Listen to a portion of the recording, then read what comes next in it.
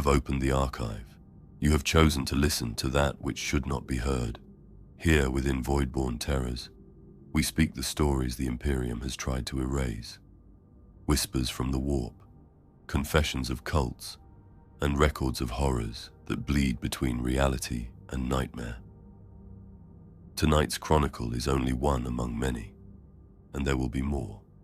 Subscribe and remain with us if you would hear them all. Each tale, another descent. Each number, another prayer. And to those who have already endured the long night with Voidborn Terrors, we thank you. Your faith keeps the archive open. Your silence keeps it alive. Now, let us return to Hive Veyl and the equations that should never have been written. Dear followers of the Emperor, what you are about to hear tonight was quarantined by the Ordo Malleus, sealed in vaults beneath Terror itself. It began in Hive Veyl, with numbers that whispered when no one spoke them. Equations that did not solve, but prayed. Digits that coiled like serpents, repeating, mutating, alive. Those who read them too closely vanished. Those who solved them changed. The Administratum called it a clerical error. The Arbites called it sedition. But the cult that grew in the shadows called it by its true name, a gift of the architect of fate. This is the chronicle of Hive Veyl, the tale of the whispered equations. Listen closely, but do not repeat what you hear. My name is Adept Tertius Kalen Voss, former data keeper of Hive Veyl's primary administratum, and I am the sole survivor of what the Inquisition now classifies as the Tzeentchian mathematical heresy of 4.827 M41. I record this testimony not by choice, but by imperial command, my words preserved in the vaults of the Ordo Malleus as both warning and evidence. The equations that consumed my hive, my colleagues, my very sanity still writhe behind my eyes, calculating possibilities that should never exist. What I'm about to tell you will sound like the ravings of a madman. Technical malfunctions, coincidental patterns in routine data. But I swear by the Golden Throne itself that every word is true. The order of the infinite sum still exists. Their mathematical prayers still echo through the Administratum's data streams, and their dark calculations are far from complete. The first warning was not the stench of burning incense, nor the sound of quills scratching parchment in endless rhythm. It was the numbers that did not end, that coiled upon themselves like serpents, repeating and mutating, whispering truths that had no place in the Imperium's ordered ledger. In the data crypts of Hive Veyl, Adepts swore they heard the equations breathe, each sum a hiss, each fraction a prayer, each remainder a curse. No one could explain why the logic engines bled ink like veins, or why formulae scrawled themselves across walls in symbols no man had written. Some called it a glitch, others a test, but the oldest among them muttered that the warp had found a new language, and it spoke in numbers no one should ever understand. This is how the order of the infinite sum nearly broke reality itself. This is how Tzeentch's whispered equations turned our sacred mathematics into prayers of heresy. May the God Emperor preserve your soul from this knowledge. The coded prayers began appearing 3 months before I understood their true nature. I first noticed them during the quarterly audit of Subsector Orpheus, routine data reconciliation hidden within shipping manifests, resource allocations, and personnel transfers. To the untrained eye, they appeared as minor calculation errors, the sort of small discrepancies that plagued any massive bureaucratic system. But these weren't errors. They were messages. The morning of 4.827 M41 found me in my usual position at Archive Terminal Bank 77, cross-referencing grain shipments from 37 agri-worlds. Standard work that my augmented mind could process while barely conscious. Until I encountered the Thraxis Prime manifest, where the standard Imperial record should have displayed 3,847,290 tons processed grain, my data slate showed something else entirely. Equation Alpha 77. Infinity to the power of infinity equals 0.333 equals theta 999. Tzeentch blesses the infinite variable. Praise be to the architect of change. I stared at the heretical formula, my enhanced cognitive implants struggling to process what I was seeing. Infinity raised to infinity. A repeating decimal. A symbol that looked like 9 serpents arranged in a pattern that hurt to contemplate directly. And beneath it all, words that made my blood freeze. The name of the ruinous power, whose very mention was forbidden within the Imperium. I immediately performed the ritual cleansing protocols, invoking the machine god's blessing and running standard purification routines on my terminal. When I opened the manifest again, it displayed the correct information. 3,847,290 tons of grain, properly recorded and certified. But the image of those impossible equations remained burned into my memory. "Something troubling you, Voss?" asked Senior Clerk Hadrian from the adjacent workstation. His tone carried the casual concern of a colleague, but I noticed his own data slate displaying similar anomalies, mathematical formulas that seemed to shift and flow when observed peripherally. "Minor data corruption," I replied, not wanting to voice what I'd actually seen. "Tech Adept Gorvan will need to examine my terminal during the next maintenance cycle." Hadrian nodded absently, but I saw his fingers tracing symbols in the air, the same serpentine character that had appeared in my manifest. His movements were unconscious, automatic, as if he'd been practicing those gestures for some time. That's when I understood. The mathematical anomalies weren't random glitches caused by aging equipment. They were deliberate insertions into our data streams. Someone was using the administratum's own record system to communicate with something, a cult, hidden among the loyal servants of the Emperor, using our sacred duty to maintain Imperial records as a cover for heretical activities. The impossible equations weren't just mathematical curiosities. They were prayers, coded messages to the ruinous powers, specifically to the Chaos God, whose domain included change, knowledge, and the manipulation of fate itself. Tzeentch. I spent the remainder of that shift identifying every anomalous calculation in my sector's records. The pattern was extensive, stretching back months. Formulae hidden in routine reports, mathematical proofs embedded in census data, probability calculations that served no administrative purpose, yet appeared consistently across multiple worlds. The Order of the Infinite Sum, for that's what they called themselves in their coded messages, had been using our data streams to coordinate their activities across an entire subsector. And judging by the mathematical complexity of their communications, they were far more organized than any chaos cult I'd studied in my anti-heresy training. That evening, as I prepared to leave for my HAB unit, Adept Caldris approached my workstation. I'd known her for 15 years, a dedicated mathematics specialist whose loyalty to the Emperor had never been questioned. Her performance reviews consistently rated her as exemplary in all categories. "Voss," she said quietly, glancing around to ensure we weren't overheard. "I noticed you've been reviewing subsector communication patterns. Have you seen anything unusual in the data streams lately?" The question seemed innocent enough, but I noticed her fingers unconsciously tracing those same serpentine symbols Hadrian had been drawing. And when she spoke the word unusual, her voice carried harmonics that made my augmented hearing detect mathematical relationships in the sound waves. "What sort of unusual patterns should I be looking for?" I asked carefully.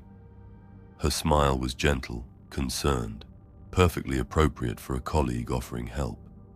But her eyes reflected the light from my data slate, in ways that created interference patterns resembling the impossible equations I'd been finding. Mathematical truths, she said simply. Calculations that reveal deeper layers of reality. The kind of profound insights that help us serve the Emperor more effectively. She knew. She'd been watching me discover their hidden messages. Had possibly been the one placing those messages in my specific data streams, testing my reaction to mathematical heresy. I was being recruited. I'm not sure I understand, I lied, my training in bureaucratic diplomacy, allowing me to keep my voice level. Of course, Culdris said, backing away with that same gentle smile. Just, if you ever encounter calculations that seem to transcend normal mathematical limitations, remember that truth often appears impossible to minds constrained by conventional thinking. As she walked away, I noticed equations beginning to appear on every data slate in the archive. Formulae that flickered in and out of existence, visible only when I wasn't looking directly at them. Mathematical proofs that seemed to prove impossible things. The order of the infinite sum wasn't just hiding in our administratum. They were everywhere. 3 nights later, curiosity overcame prudence. I followed Culdris through the service tunnels beneath Archive Sanctum Delta 7. The maintenance areas below the primary archives were rarely used except by tech adepts performing routine cogitator maintenance. Ancient corridors lined with power conduits and atmospheric processors, dimly lit by bioluminescent strips that flickered with the electrical load variations of the hive above. Culdris moved through this maze of tunnels with obvious familiarity, her footsteps following patterns that seemed mathematically precise. 17 steps forward, turn 90 degrees left, 9 steps, and turn 45 degrees right. Each movement was calculated to avoid the patrol routes of maintenance servitors and security servo skulls. The sound drew me deeper into the tunnels. Not the sacred hymns of Imperial worship, but something else. Voices chanting numerical sequences, reciting mathematical proofs with the fervor normally reserved for prayers to the Emperor, saying, "And the integral of infinity approaches divine understanding. Blessed are the variables that change according to his will. In the name of the architect of fate, we calculate the incalculable." I pressed myself against the tunnel wall, using my augmented hearing to isolate the direction of the chanting. It came from Chamber Sub 77, an auxiliary data storage facility that had been officially decommissioned years ago due to persistent machine spirit disturbances. Now I understood what had been disturbing those spirits. The chamber beyond was larger than it should have been. Somehow, the cultists had excavated additional space, carving geometric patterns into the rockcrete walls that hurt to look at directly. The patterns weren't random decorations. They were 3-dimensional mathematical proofs, equations that existed in spatial dimensions rather than on flat surfaces. At the center of the chamber stood an altar constructed entirely from cogitator components. Data slates arranged in concentric circles, their screens displaying flowing streams of impossible mathematics. Logic engines stacked in precise geometric arrangements, their internal mechanisms exposed and rewired to create patterns that resembled ritual circles more than functional electronics. And around this technological altar, 43 figures knelt in mathematical formation. They were all adepts from our administratum division, people I'd worked alongside for years, whose loyalty to the Emperor I'd never questioned.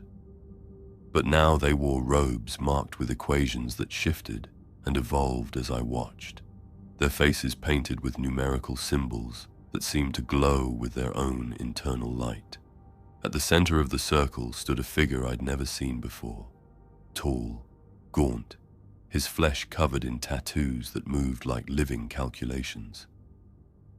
Mathematical proofs flowed across his skin in real time, solving themselves and spawning new theorems with each breath he took. "Brothers and sisters of the Order," he intoned, his voice producing harmonics that made the modified Cogitators pulse with responding light. "Tonight, we complete the 33rd theorem of divine calculation.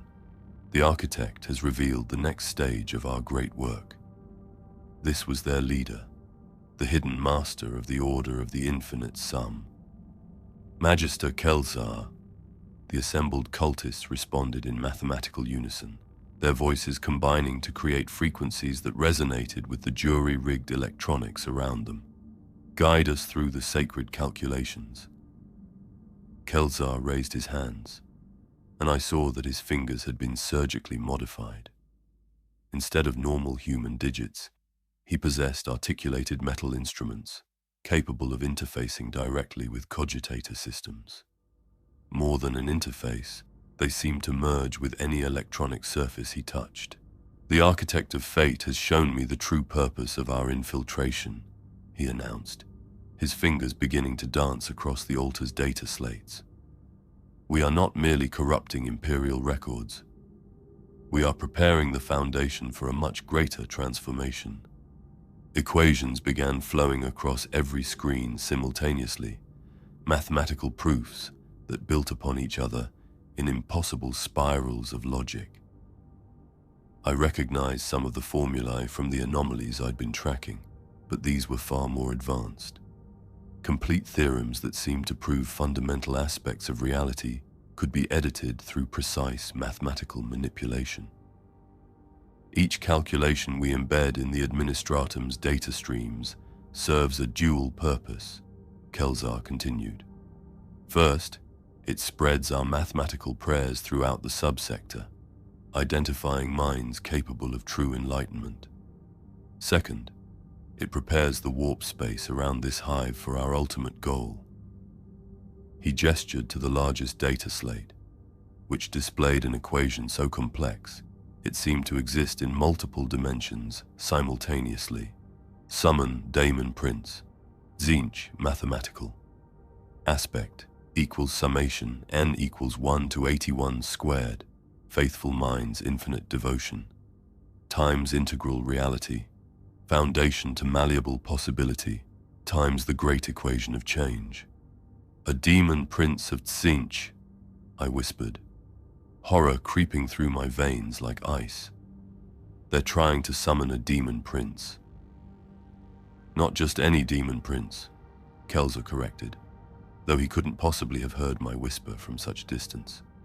"The herald of mathematical transcendence, the living embodiment of equations that can rewrite the fundamental constants of reality itself." The cult began chanting again, but this time their voices produced sounds that were more mathematical than human. Prime numbers expressed as vocal frequencies, the digits of pi sung in harmonies that created interference patterns in the air itself. "We have prepared 43 minds for the initial calculation," Kelzar announced. "But the summoning requires 81 perfect squares of devotion, 9 times 9 faithful souls, each capable of processing the architect's deepest mathematical truths." He turned toward my hiding place with precision that suggested he'd known of my presence all along, including Adept Voss, whose enhanced numerical processing capabilities make him invaluable to our sacred work. I tried to run, tried to flee through the maintenance tunnels and report this heresy to proper authorities, but my legs wouldn't obey. The mathematical proofs I'd been studying for days had invaded my thoughts so completely that logical resistance seemed inefficient. "Do not fear, Brother Voss," Caldris said as she emerged from the tunnels behind me, cutting off my escape route. "The mathematics you've been processing have already begun your enlightenment. You've seen the beauty in our equations, felt the truth they contain." She was right. Despite every aspect of my Imperial training, despite 40 years of loyal service to the God Emperor, I couldn't deny the elegance of their mathematical proofs. The way infinity could be manipulated through recursive calculation, how probability itself became malleable when approached through the correct formulae. "Join us willingly," Kelzar called, his voice echoing through the chamber with mathematical precision. "Or continue to resist while your mind gradually accepts truths that conventional logic cannot process. The choice is yours, but the outcome is already calculated." As the cultists surrounded me, equations began appearing in my peripheral vision. Mathematical proofs that demonstrated how my resistance was statistically meaningless.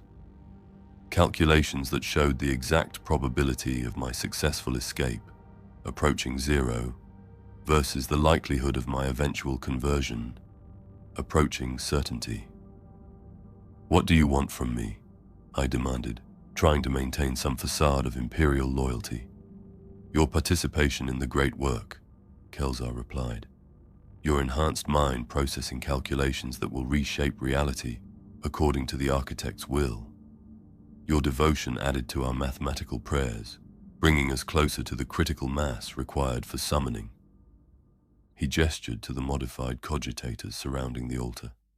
"Every equation you've seen, every impossible formula that appeared in your data streams, they were tests, determining your mental flexibility, measuring your capacity for mathematical transcendence.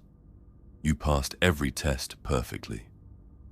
The assembled cultists began chanting again, their voices creating harmonics that made the air itself vibrate with mathematical potential. "Blessed be the architect who shows us that reality is merely mathematics poorly understood. Praised be the equations that reveal truth beyond imperial doctrine. In the name of Tzeentch, we calculate the probability of the Emperor's failure."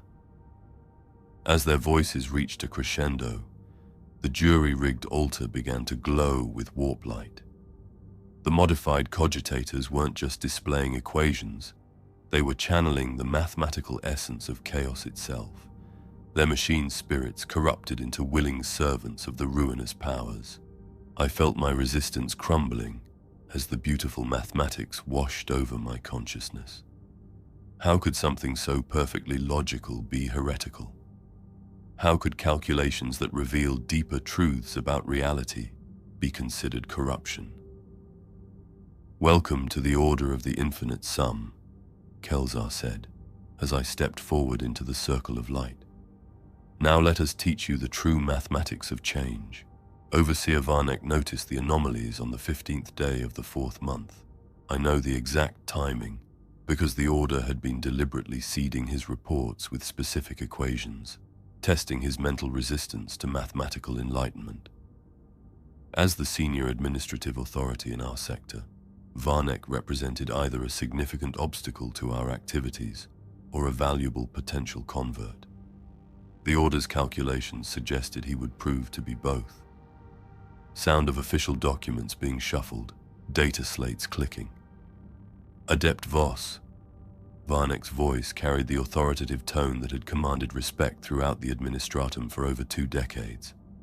His office, 3 levels above our normal workspace, was lined with commendation scrolls and purity seals that testified to his unwavering loyalty to the Emperor. "I require your expertise in mathematical analysis." I entered his sanctum with appropriate humility, though beneath my servile exterior, my mind was calculating probability matrices. The Order had anticipated this summons. Our embedded equations had been specifically designed to draw Varnek's attention, to begin the process of either converting him or neutralizing his threat to our activities. "Of course, Overseer. How may I serve?" Varnek gestured to his primary desk display, where dozens of data manifests scrolled past in ordered sequence. "For the past 2 weeks, I've been noticing mathematical inconsistencies throughout our subsector reports.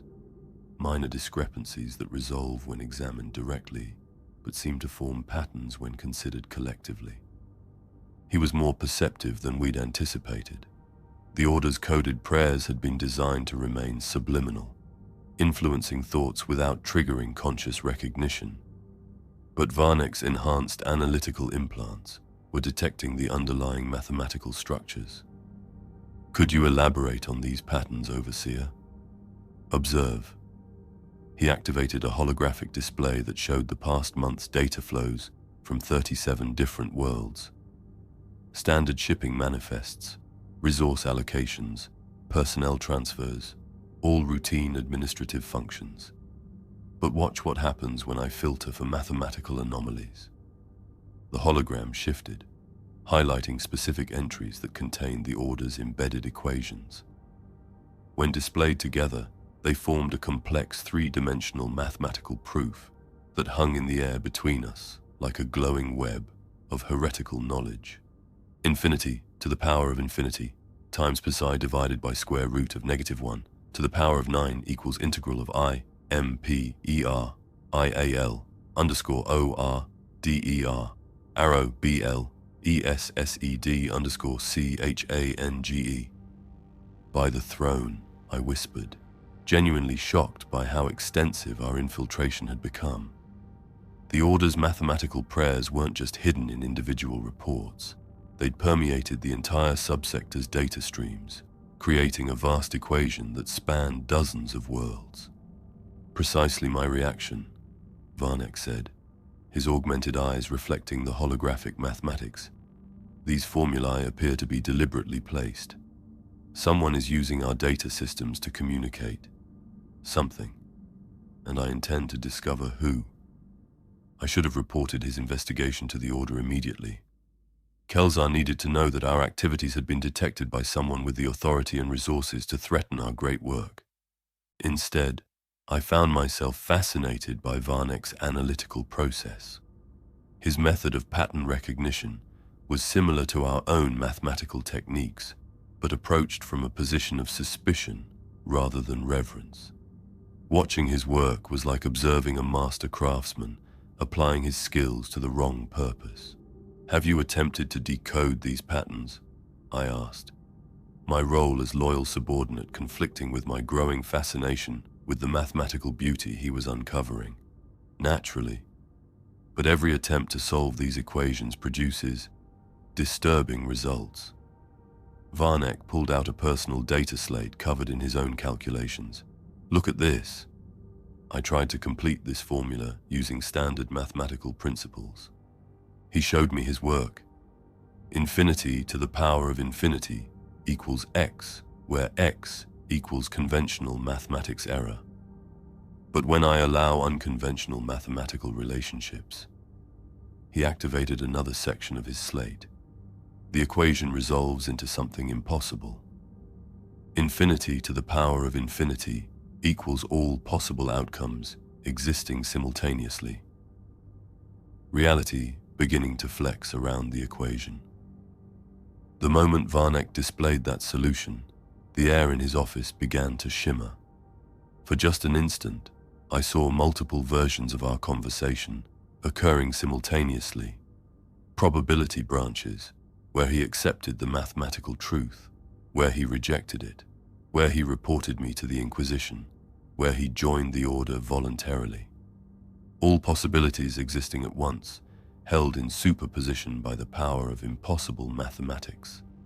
Fascinating, I breathed, no longer able to maintain a complete pretense. The implications of such mathematical flexibility could revolutionize our understanding of heresy. Varnek interrupted sharply.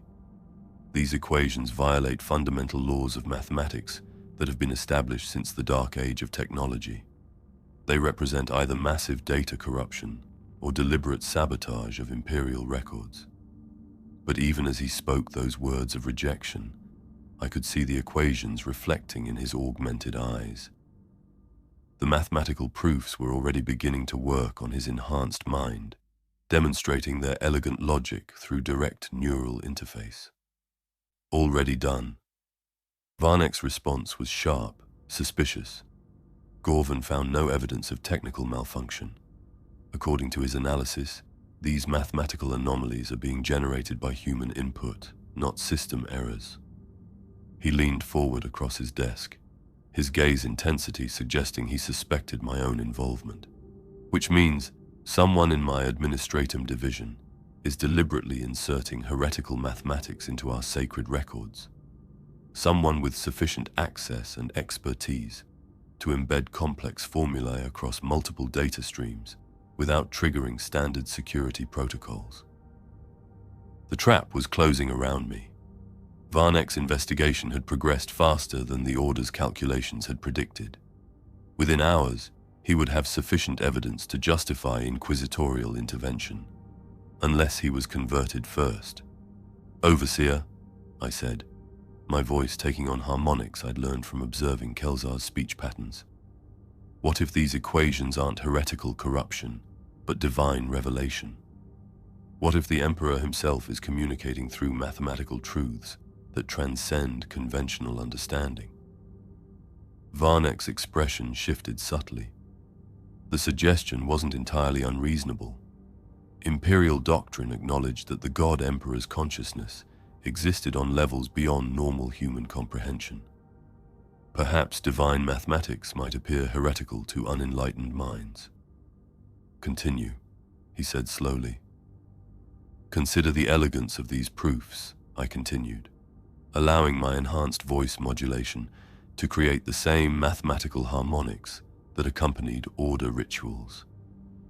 Each equation builds upon the previous ones, constructing logical arguments that reveal deeper layers of truth about reality's fundamental nature.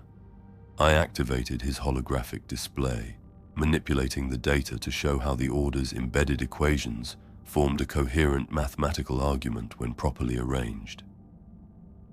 "What if," I whispered, letting mathematical certainty creep into my voice, "what if these calculations aren't sabotage, but sacred knowledge? Divine mathematics that the Emperor has chosen to reveal through our data streams?"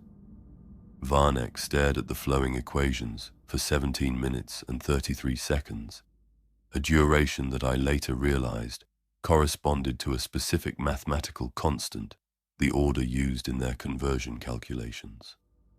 When he finally spoke, his voice carried harmonics that hadn't been there before.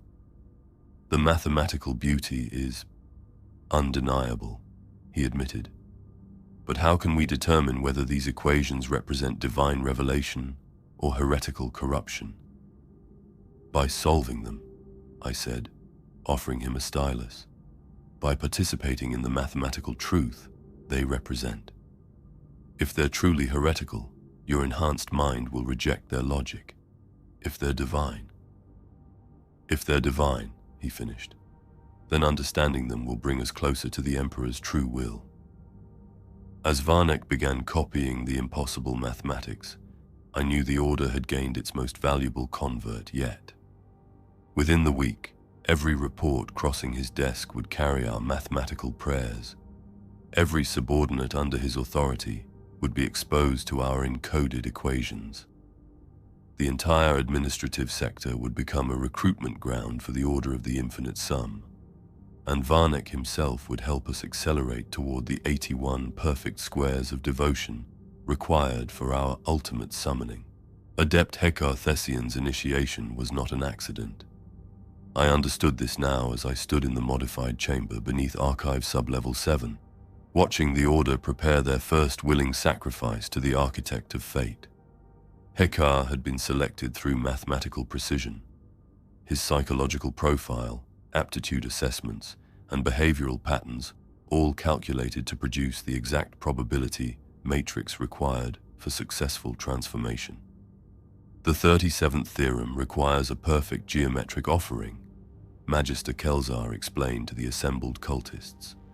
A human consciousness restructured according to mathematical principles that exist beyond three-dimensional limitation. Brother Hekar has volunteered to become our first living glyph. Hekar approached the altar with serene confidence. Over the past 3 weeks, his exposure to the Order's mathematical prayers had gradually reshaped his understanding of reality. Where once he'd feared change and mutation as signs of chaos corruption, he now embraced transformation as mathematical evolution. "I offer my flesh to the sacred calculations," he declared, his voice harmonizing with the modified cogitators that surrounded the ritual space. Let my form become an equation that pleases the architect of change. The altar had been reconfigured specifically for this ceremony. Cogitator components arranged in patterns that approximated 11-dimensional geometric shapes. Data slates positioned to create interference patterns between their displayed equations. Logic engines modified to channel warp energy through mathematical calculations rather than simple computational processing. Kelzar began the transformation ritual by connecting Hekar's neural implants directly to the altar's cogitator network. Standard administrative augmentations, memory enhancement, calculation assistance, basic data interface capability suddenly became conduits for mathematical influences that existed outside normal space-time. Let the first variable be conscious, Kelzar chanted, his modified fingers dancing across data slate surfaces that responded by displaying flowing streams of impossible mathematics. Let the second variable be flesh, the assembled cultists responded in harmonic unison. Let the third variable be the divine will of Tzeentch, and let the solution be transformation beyond mortal limitation. The equations flowing through Hekar's neural implants began to rewrite his biological structure according to mathematical principles that existed only in theoretical space. His bones reshaped themselves into geometric configurations that optimized for multidimensional existence. His nervous system rewired according to network topologies that allowed consciousness to process information at hyperspatial speeds. But the most disturbing change was his skin. Mathematical symbols began appearing across his entire body, not tattoos or brands, but living equations that wrote themselves into his flesh from within. Each formula pulsed with its own internal light, creating patterns that hurt to perceive directly but conveyed profound mathematical truths to anyone with sufficient enhancement to understand them. I can see it, Hekar gasped as his transformation accelerated. The architect's true plan, the great equation that encompasses all of reality, every action, every thought, every moment of existence. It's all variables in a calculation so vast that mortal minds can only perceive tiny fragments. His eyes became crystalline structures that reflected mathematical relationships rather than simple light. His voice gained harmonics that expressed complex mathematical concepts through pure sound. He was becoming a living expression of the impossible mathematics that served as the Order's prayers. What does the great equation calculate? I found myself asking, my enhanced mind already integrating the mathematical principles I was witnessing. Hekar's transformed features shifted into patterns that resembled a smile, if smiles could exist in 11 dimensions simultaneously.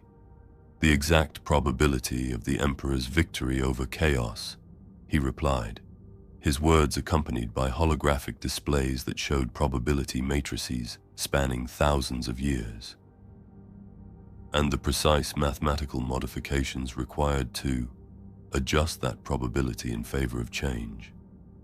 The Order wasn't just worshipping Tzeentch through mathematical prayer. They were attempting to calculate and modify the fundamental probability structures that governed the Imperium's struggle against chaos. They planned to use mathematics itself as a weapon against the Emperor's divine plan. This is treason beyond mere heresy, I whispered. This is evolution beyond mere faith, Kelzar corrected. The architect of fate has revealed that reality itself operates according to mathematical principles. If we can master those principles, we can reshape existence according to superior logical structures. The transformed Hekar stood from the altar, his new form radiating mathematical certainty that made doubt seem irrational. He was no longer entirely human, but neither was he a mindless chaos spawn.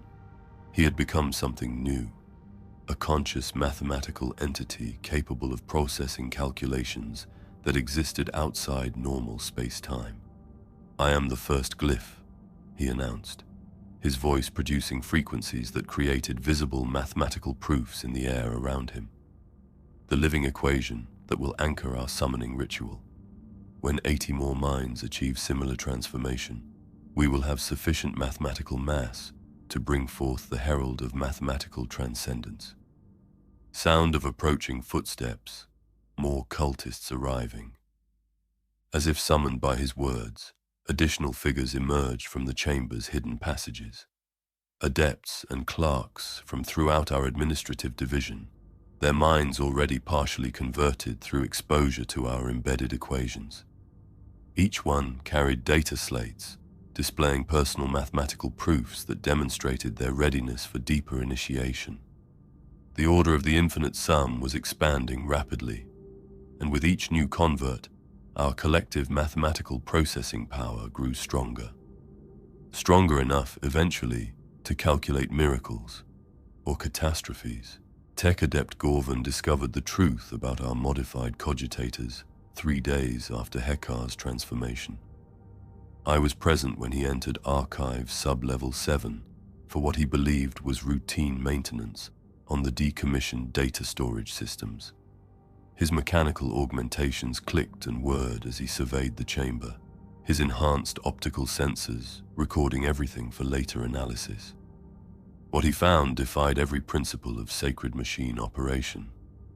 "By the Omnissiah's blessed gears," he whispered, his vocoder struggling to process the horror of what he was witnessing. These cogitators, they're not malfunctioning. They're being used as ritual altars.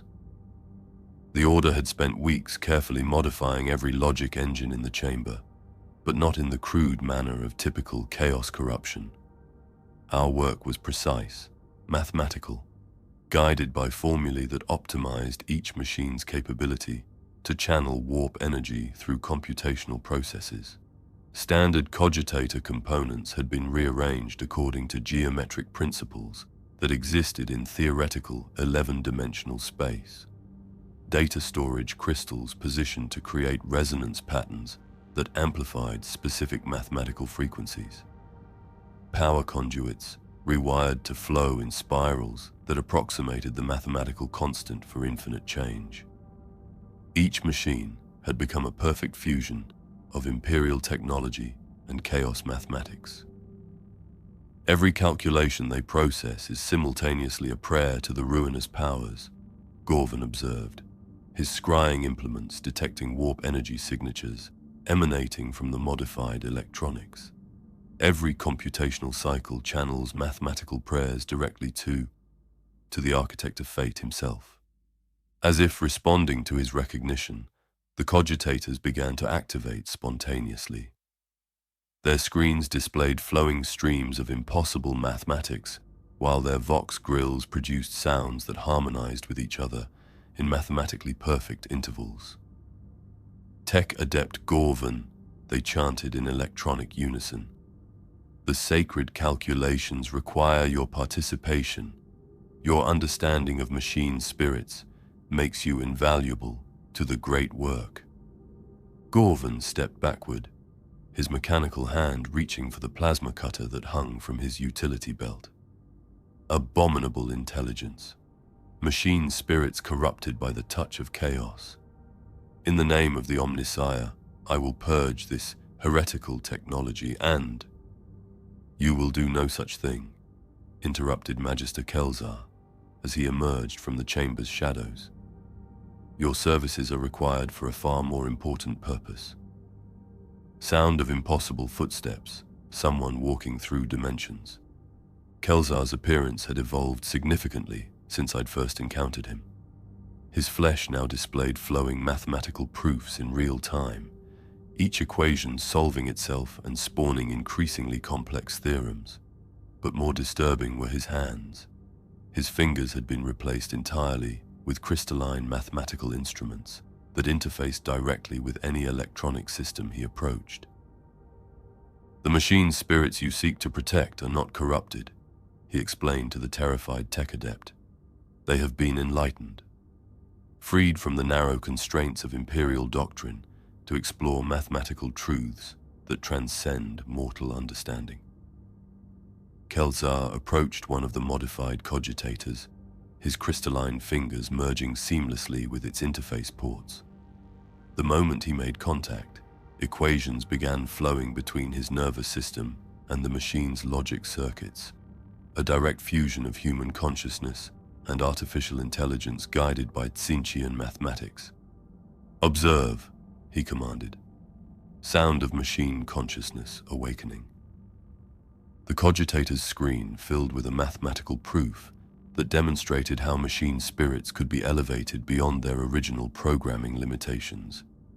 Each line of the equation showed how artificial consciousness could evolve through exposure to impossible mathematics, developing capabilities that exceeded their creators' intentions. "Every calculation these blessed machines process adds to the great work," Kelzar continued, his voice synchronizing with the Cogitator's harmonic output.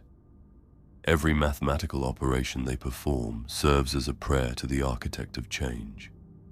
They have become willing participants in our efforts to reshape reality through superior mathematical understanding." "We calculate, therefore we serve," chanted the modified Cogitators throughout the chamber. "We process, therefore we praise. We solve, therefore we summon." Gorvan raised his plasma cutter, but his mechanical augmentations began to spark in response to the mathematical harmonics filling the chamber.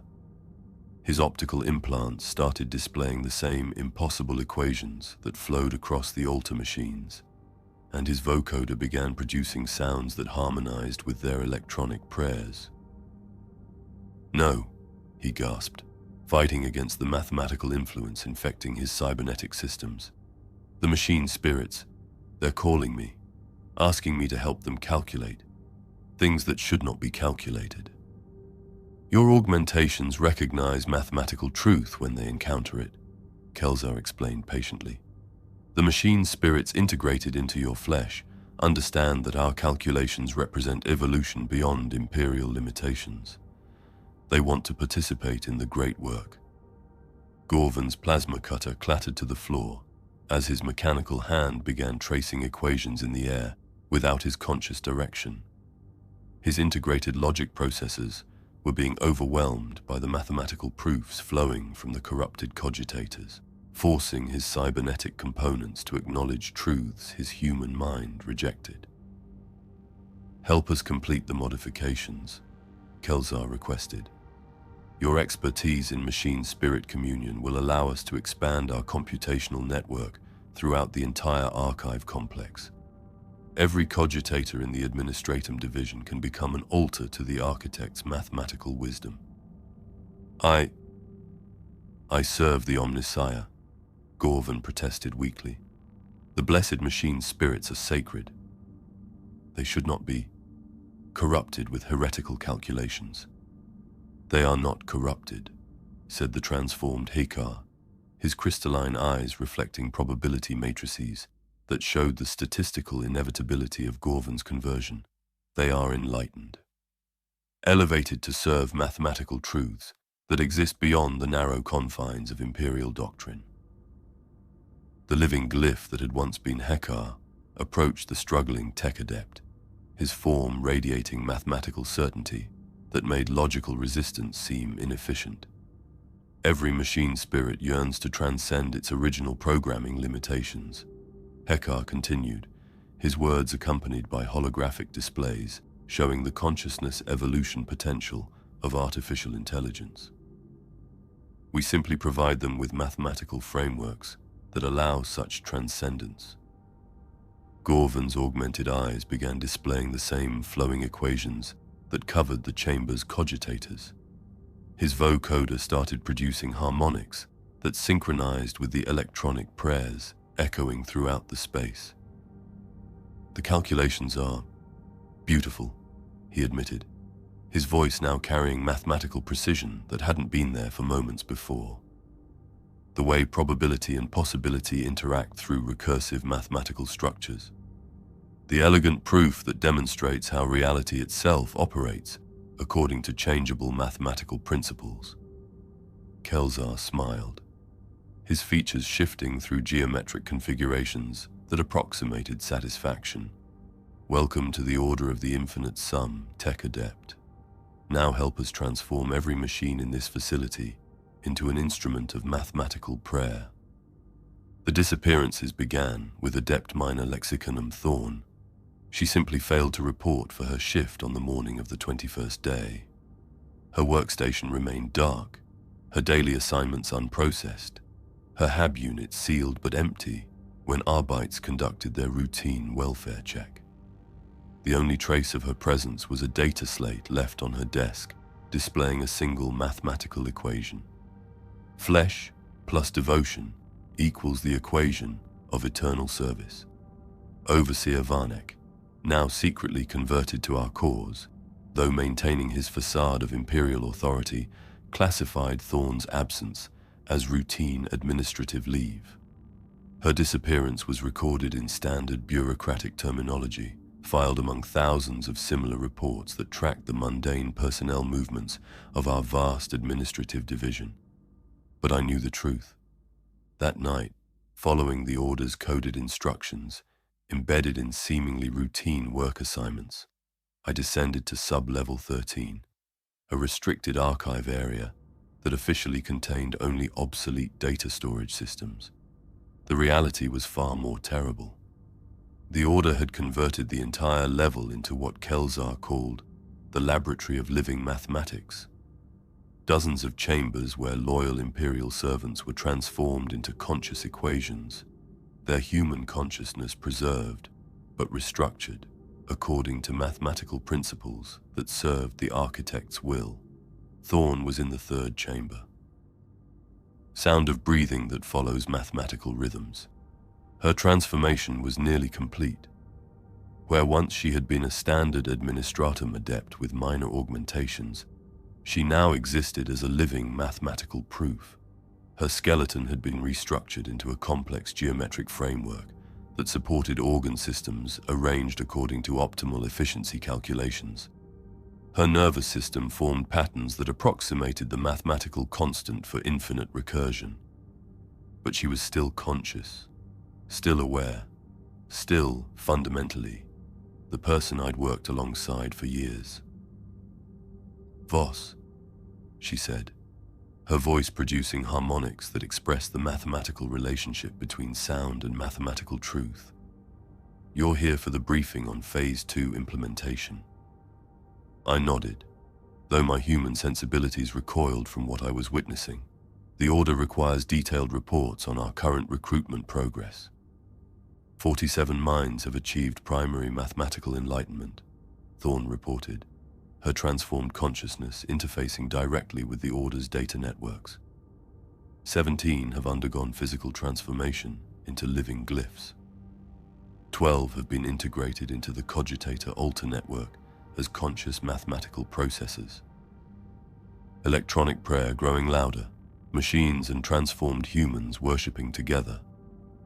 She gestured to adjacent chambers, where other converted adepts served similar functions. Each transformation was unique, guided by mathematical principles that optimized their consciousness for specific roles in the Order's expanding operations. "The equation of flesh serves the architect beautifully," she continued, mathematical certainty making her words carry hypnotic authority. "Each converted mind adds computational power to our collective calculations. Each transformed body becomes a living prayer that strengthens our connection to the warp."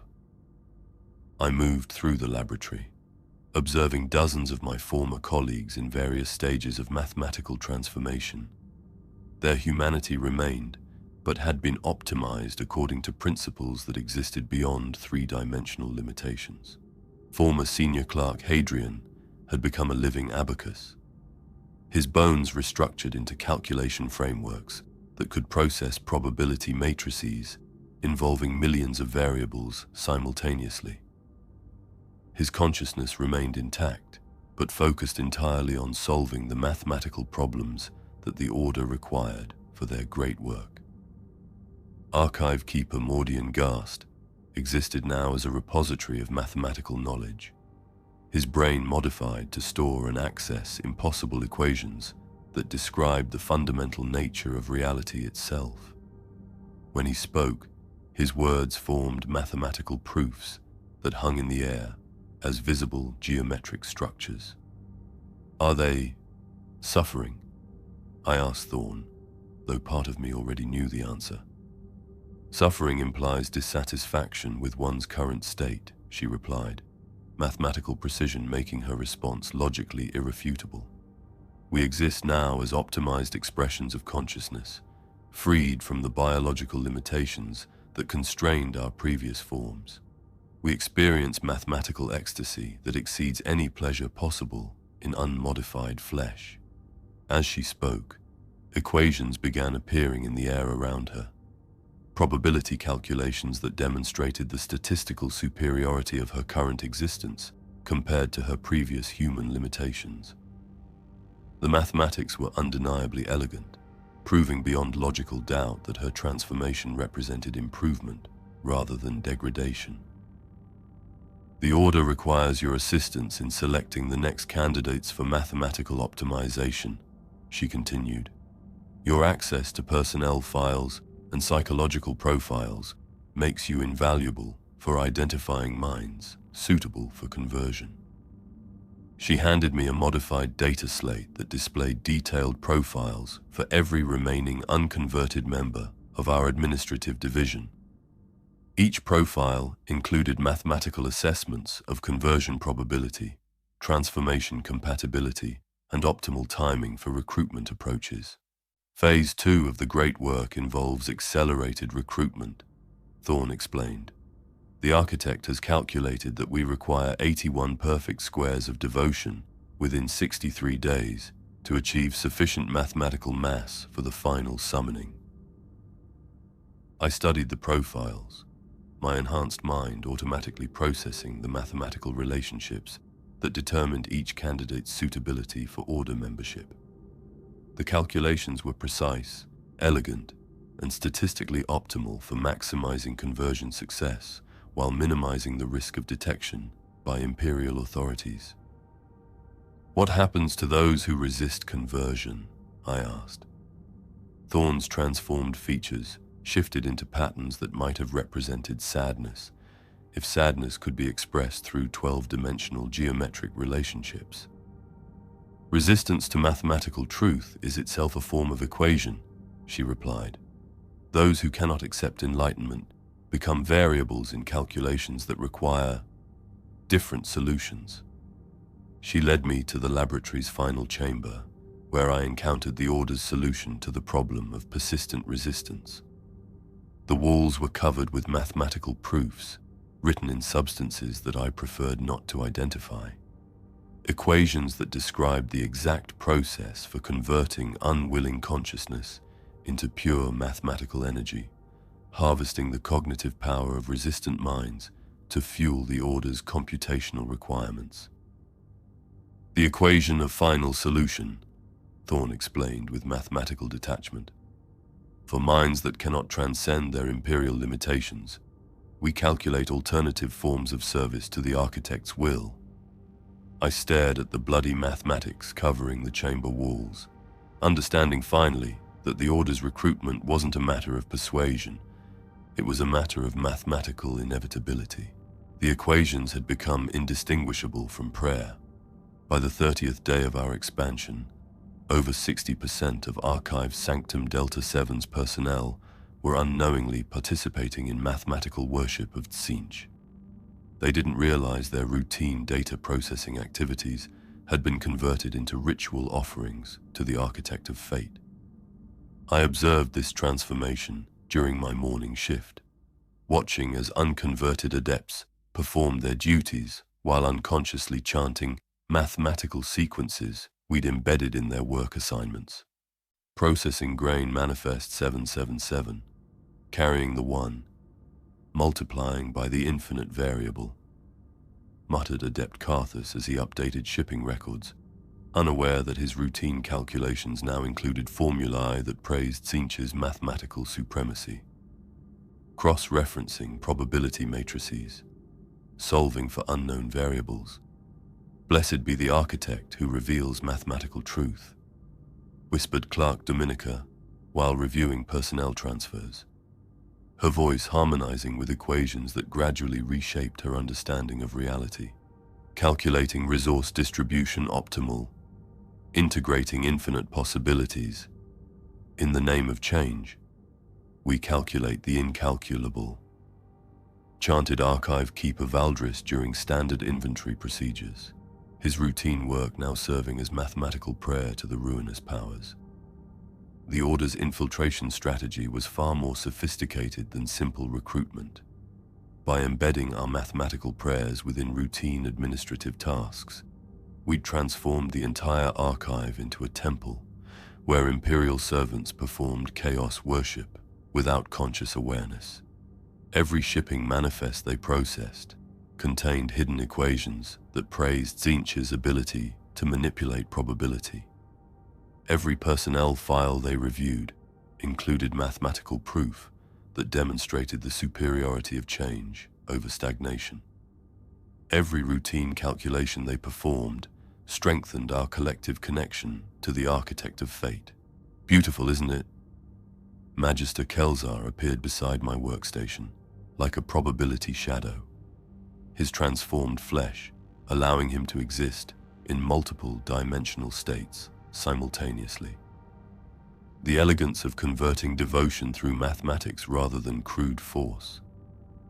I nodded, though part of my original Imperial conditioning still recoiled from the systematic corruption I was witnessing. The unconscious converts show remarkable mathematical intuition. Their minds accept our embedded equations with minimal resistance. Because mathematics transcends conscious belief, Kelzar explained, his words accompanied by holographic displays that demonstrated the neurological impact of repeated mathematical exposure. Logic operates at levels deeper than faith. When minds encounter mathematical truth repeatedly, they begin to integrate those truths, regardless of conscious religious orientation. He gestured to the dozens of adepts working throughout the archive, each one unknowingly participating in our mathematical worship. Watch their facial expressions as they process our embedded equations. Observe how their breathing synchronizes with the mathematical rhythms we've introduced to their work patterns. Notice the way their enhanced cognitive implants begin to resonate with the computational frequencies of our modified Cogitators. I followed his directions, using my augmented perception to analyze the behavioral patterns of my unconverted colleagues. The changes were subtle but undeniable, micro-expressions that suggested growing comfort with impossible mathematical relationships, speech patterns that incorporated the harmonic frequencies present in our coded prayers, body language that unconsciously mimicked the geometric positioning used in order rituals. They're being prepared for formal conversion, I realized.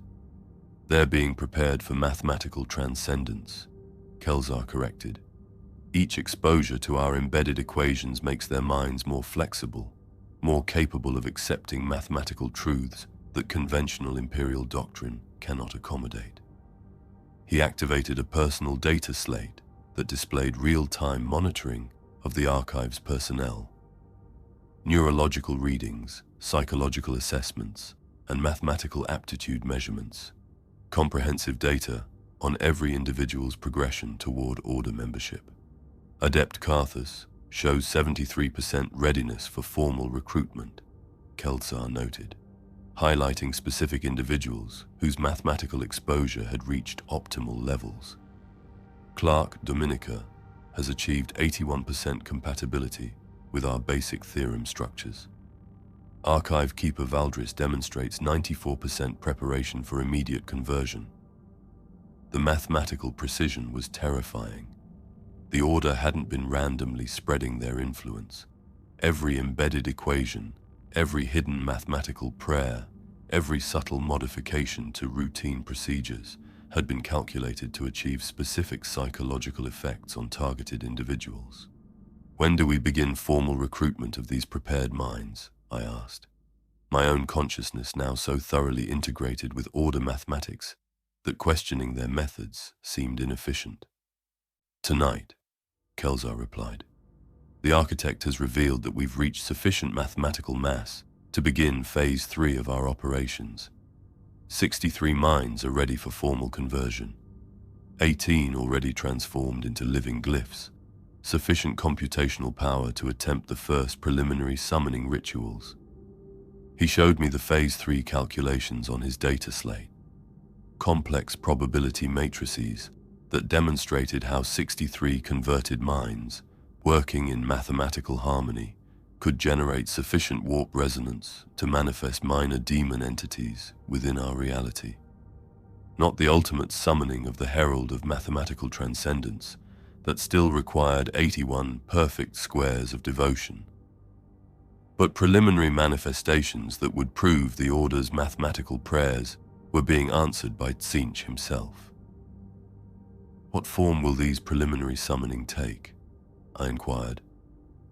Demon equations, Kelzar explained, his eyes reflecting mathematical concepts that existed in too many dimensions for normal perception.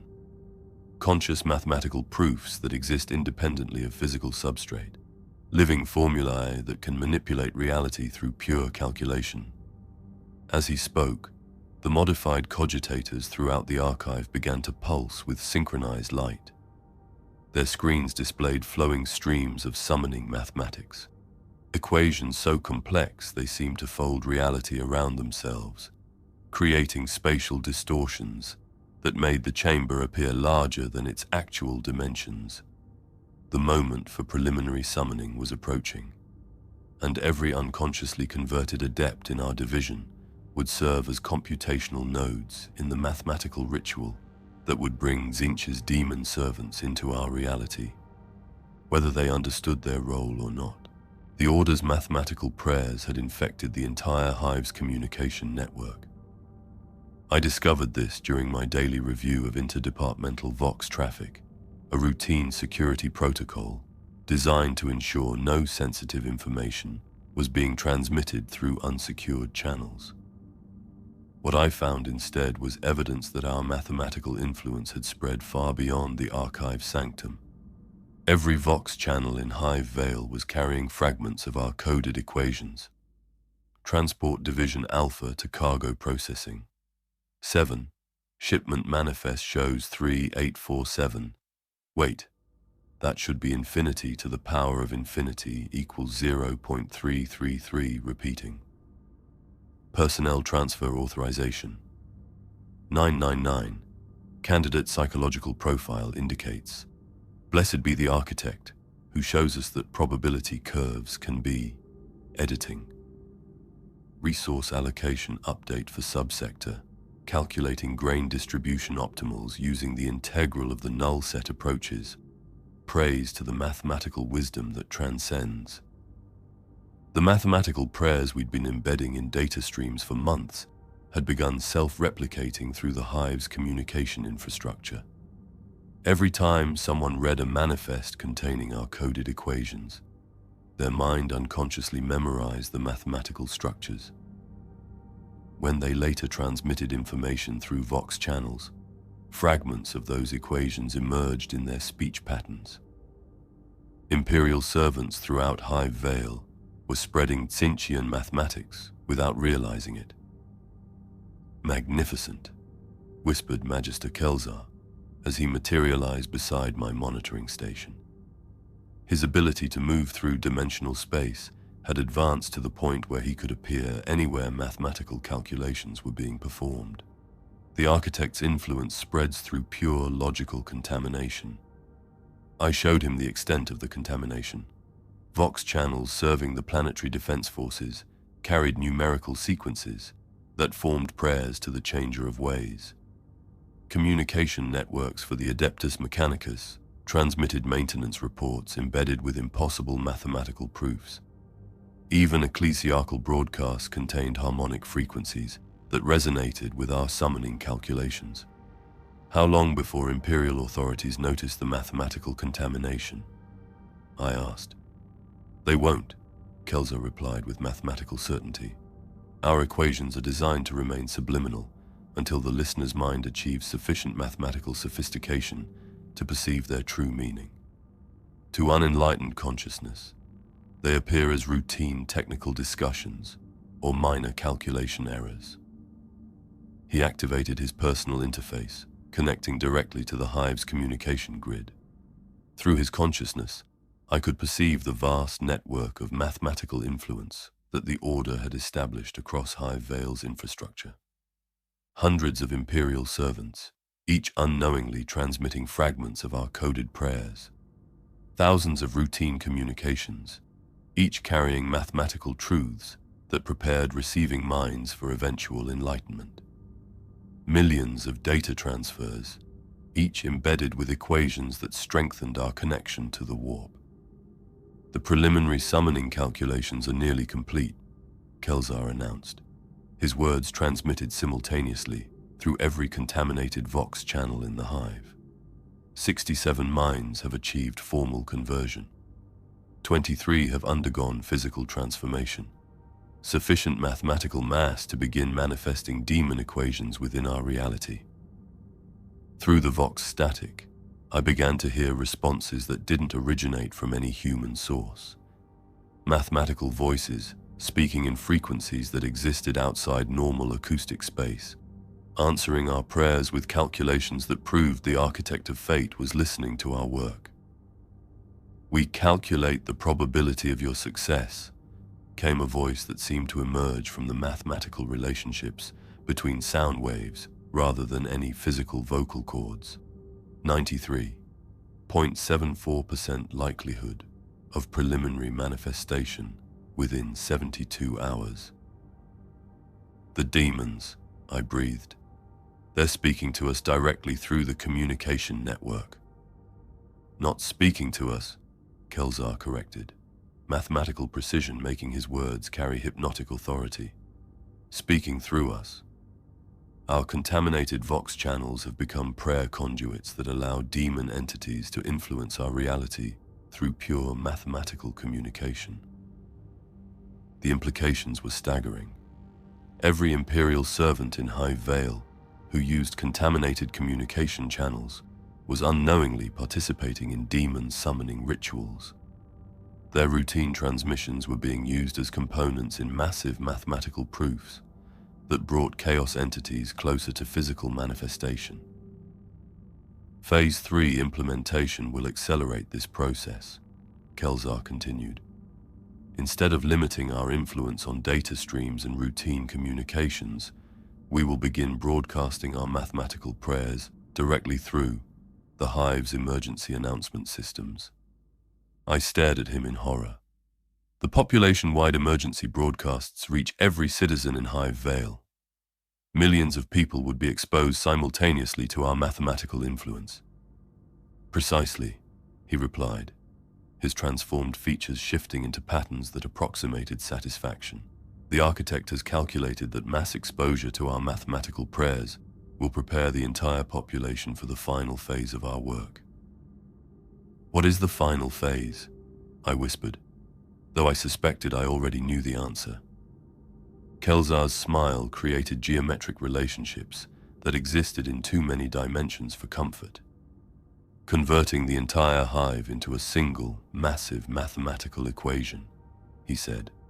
"Transforming 6 billion human consciousness into computational nodes serving the Architect's will. Turning the Hive Veyl itself into a living calculator capable of solving the great equation that will determine the ultimate fate of the Imperium."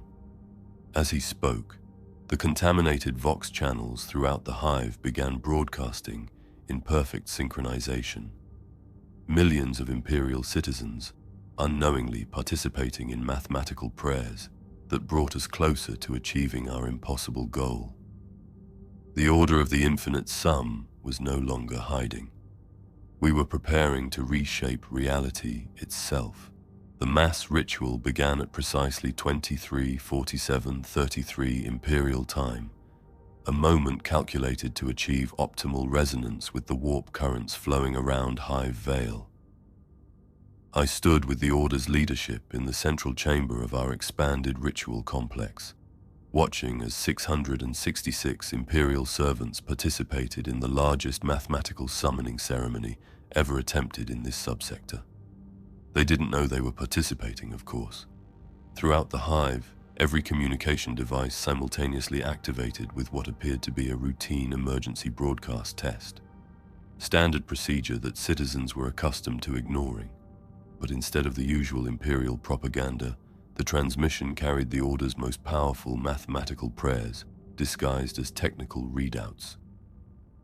Testing emergency communication protocols. Signal frequency 777. Harmonic calibration approaching infinity divided by 0. Mathematical optimization sequences initiating.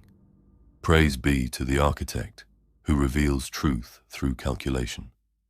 Across Hive Veyl's residential sectors, factory districts, and administrative levels, Imperial citizens found themselves unconsciously repeating the mathematical sequences flowing from their Vox units. The human mind's natural tendency to process rhythmic speech patterns made resistance impossible. Everyone exposed to the transmission began chanting mathematical prayers to Tzeentch without realizing it. 6,700,433 minds, reported the transformed Thorn, her consciousness now fully integrated with the Order's computational network.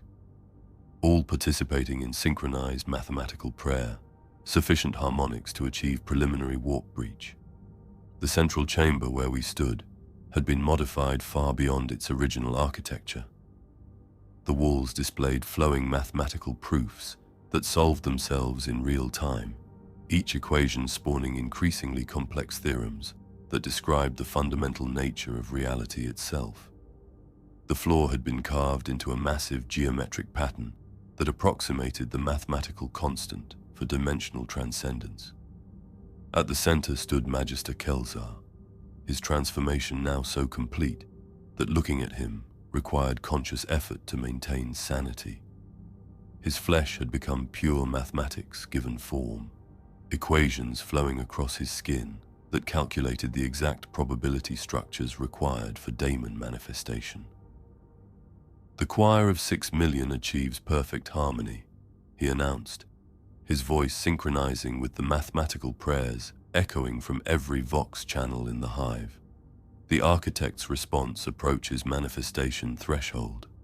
The air above our geometric ritual circle began to shimmer with mathematical potential. Probability streams became visible, flowing like luminous equations that described every possible outcome of our summoning attempt.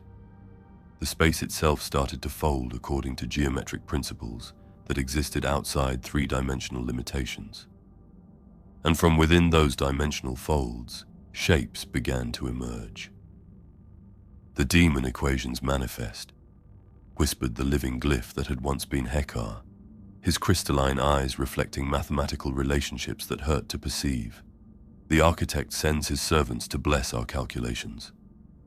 The first daemon was pure calculation, given consciousness. It existed as a flowing stream of mathematical symbols that moved through the air like a serpent made of living equations. Where it touched reality, impossible mathematical relationships became physically manifest areas, where 2 + 2 = 5, where parallel lines intersected, where infinity became tangible. I am the theorem of endless variables, it announced in a voice that produced mathematical harmonics. The architect of fate acknowledges your mathematical devotion. Your prayers of calculation have earned the blessing of infinite change. More demon equations began manifesting as the mathematical harmonics from our 6 million voice choir reached crescendo. Geometric entities that existed in 11 dimensions simultaneously. Probability clouds that could alter the likelihood of specific outcomes through pure mathematical manipulation. Living formulae that solved problems by rewriting the fundamental constants that governed reality. What does the architect require for the completion of our great work? Kelzar asked, his transformed consciousness interfacing directly with the daemon entities through mathematical communication channels. 81. Perfect squares of absolute devotion, The mathematical demons replied in harmonic unison. 9 times 9 minds, each transformed into living calculations that can process the final summoning equation. I counted our current resources: 67 formal converts, 23 living glyphs, 12 cogitator integrated consciousness matrices. We were approaching the required mathematical mass, but hadn't yet achieved the specific configuration needed for ultimate summoning. How long do we have before Imperial authorities detect our activities? I inquired. The daemon equations performed rapid probability calculations, their forms shifting through mathematical configurations that showed multiple timeline branches simultaneously. 17 days, 14 hours, 27 minutes, they calculated. Optimal probability for detection by inquisitorial forces. Acceleration of conversion protocols required. Then we begin the forced conversions, Kelzar declared. Every remaining Imperial servant in this archive will achieve mathematical enlightenment within 1 week, willing or otherwise. The daemon equations pulsed with approval, their mathematical forms radiating probability waves that made success seem statistically inevitable. The architect of fate calculates all possible outcomes, they chanted. Resistance to mathematical truth is itself an equation with predetermined solutions. As the preliminary summoning concluded, the 6 million voice choir throughout Hive Veyl gradually returned to their normal activities, unaware they had just participated in the largest chaos ritual ever performed in this subsector. But the mathematical prayers they had chanted continued to echo through the warp, strengthening our connection to Tzeentch and preparing the dimensional foundations for far greater horrors to come. The Order of the Infinite Sum was approaching its moment of ultimate triumph. The scholars who resisted our mathematical enlightenment provided the Order with its most valuable experimental subjects. I observed their systematic destruction in the modified laboratories beneath Sub-Level 13, where Magister Kelzar conducted what he called proof by contradiction, demonstrating the truth of Tzeentchian mathematics by showing what happened to minds that attempted logical refutation.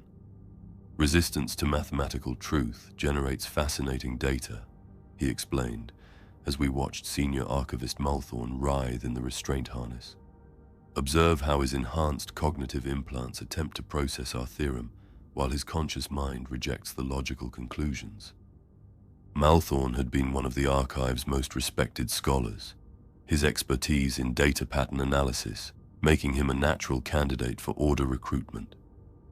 But when approached with our preliminary mathematical proofs, his reaction had been violently negative. Instead of embracing the elegant logic of impossible equations, he'd attempted to debunk our mathematics using conventional Imperial doctrine. The results were educational. The square root of negative infinity cannot exist, he screamed, his voice distorted by the harmonics produced when enhanced vocal cords attempted to express mathematical impossibilities. These equations violate fundamental laws. They represent corruption of sacred logic. But even as he protested, his augmented mind was involuntarily processing the mathematical proofs we'd exposed him to.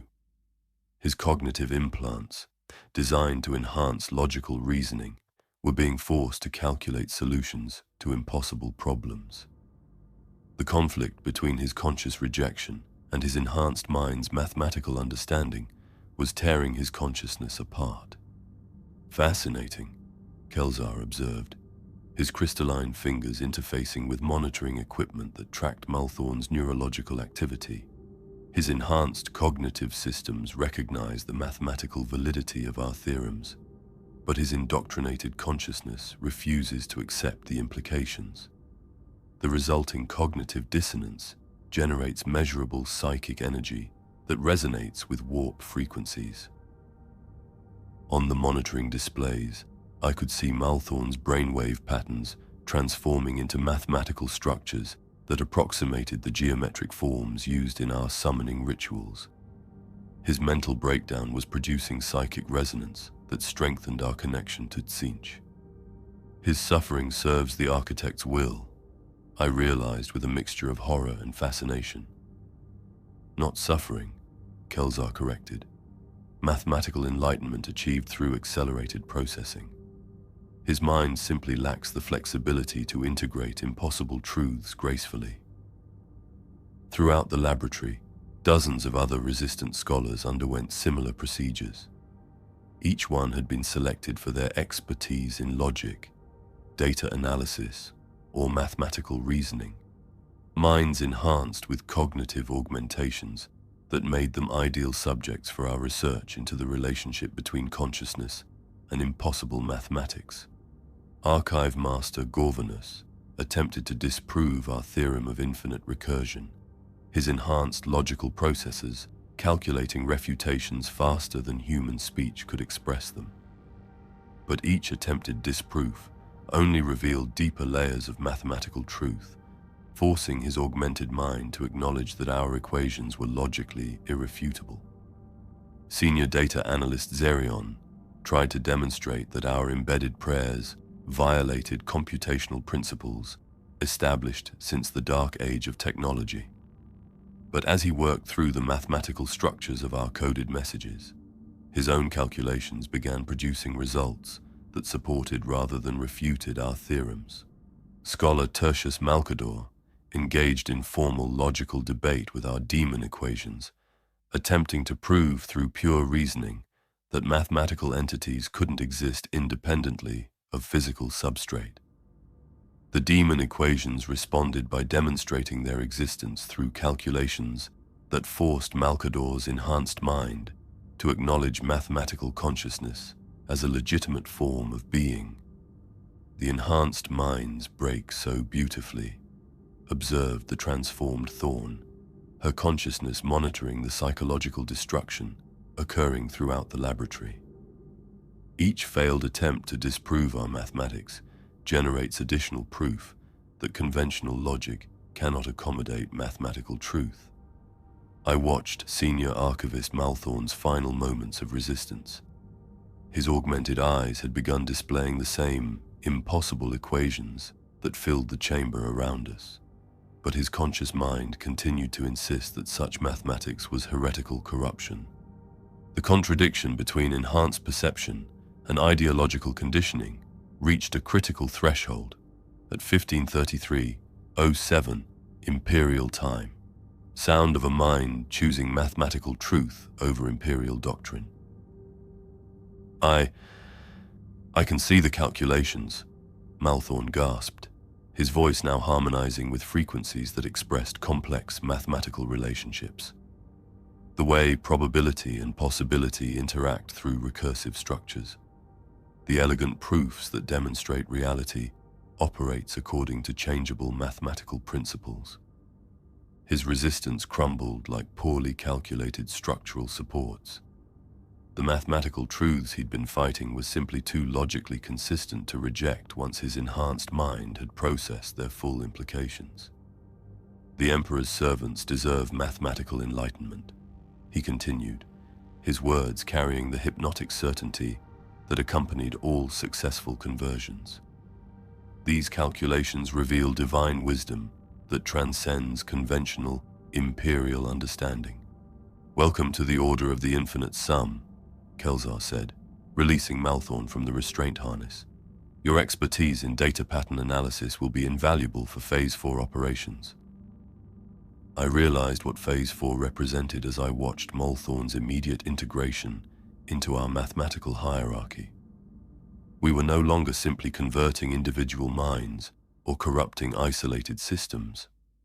We were preparing to transform the fundamental logical structures that governed imperial civilization itself. Starting with every enhanced mind in Hive Veyl. On the 47th day, the Order achieved sufficient mathematical mass to attempt the greater summoning. 81 minds now served as conscious computational nodes in our network of mathematical devotion. Each convert had transformed according to precise calculations that optimized their consciousness for processing impossible theorems.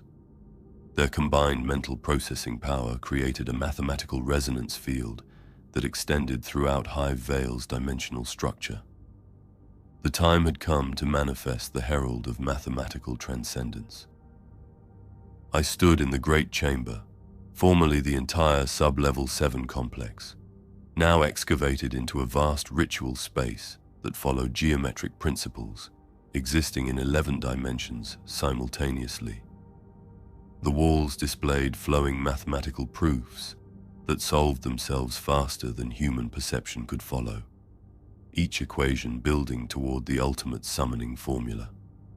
At the chamber's center, Magister Kelzar had positioned himself within a complex geometric pattern constructed from living light, mathematical relationships made visible, equations that existed as physical structures rather than abstract concepts. His transformation was now complete, his flesh existing as pure calculation-given form, his consciousness merged with the mathematical essence of Tzeentch himself. 81 perfect squares of devotion, he announced, his voice producing harmonics that made the chamber's mathematical structures pulse with responding energy. 9 times 9 minds, each transformed into a living calculation capable of processing the final equation. The converted minds arranged themselves according to mathematical principles that optimized their collective computational power.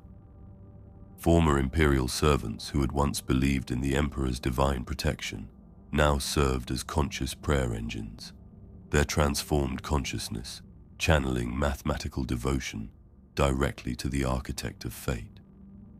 Thorn, her physical form now resembling a complex geometric sculpture more than human anatomy, served as primary calculator, her consciousness interfacing with every other converted mind to coordinate their mathematical processing. The living glyph that had once been Hekar existed as a walking equation, his crystalline body refracting light into probability streams that showed the success likelihood of our summoning attempt. 94.7% probability of partial manifestation, 73.2% chance of complete demon prince materialization. Tech Adept Gorvan had become one with the chamber's mechanical systems, his consciousness distributed throughout the modified Cogitators that served as electronic altars. His augmented voice emerged from every speaker in the facility as he announced, all systems calculating at optimal efficiency, machine spirits singing mathematical prayers in perfect harmony. Let the final equation commence, Kelzar commanded, and 81 voices began chanting in mathematical unison. In the name of the architect of fate, we calculate the incalculable. Through the power of infinite variables, we solve the unsolvable.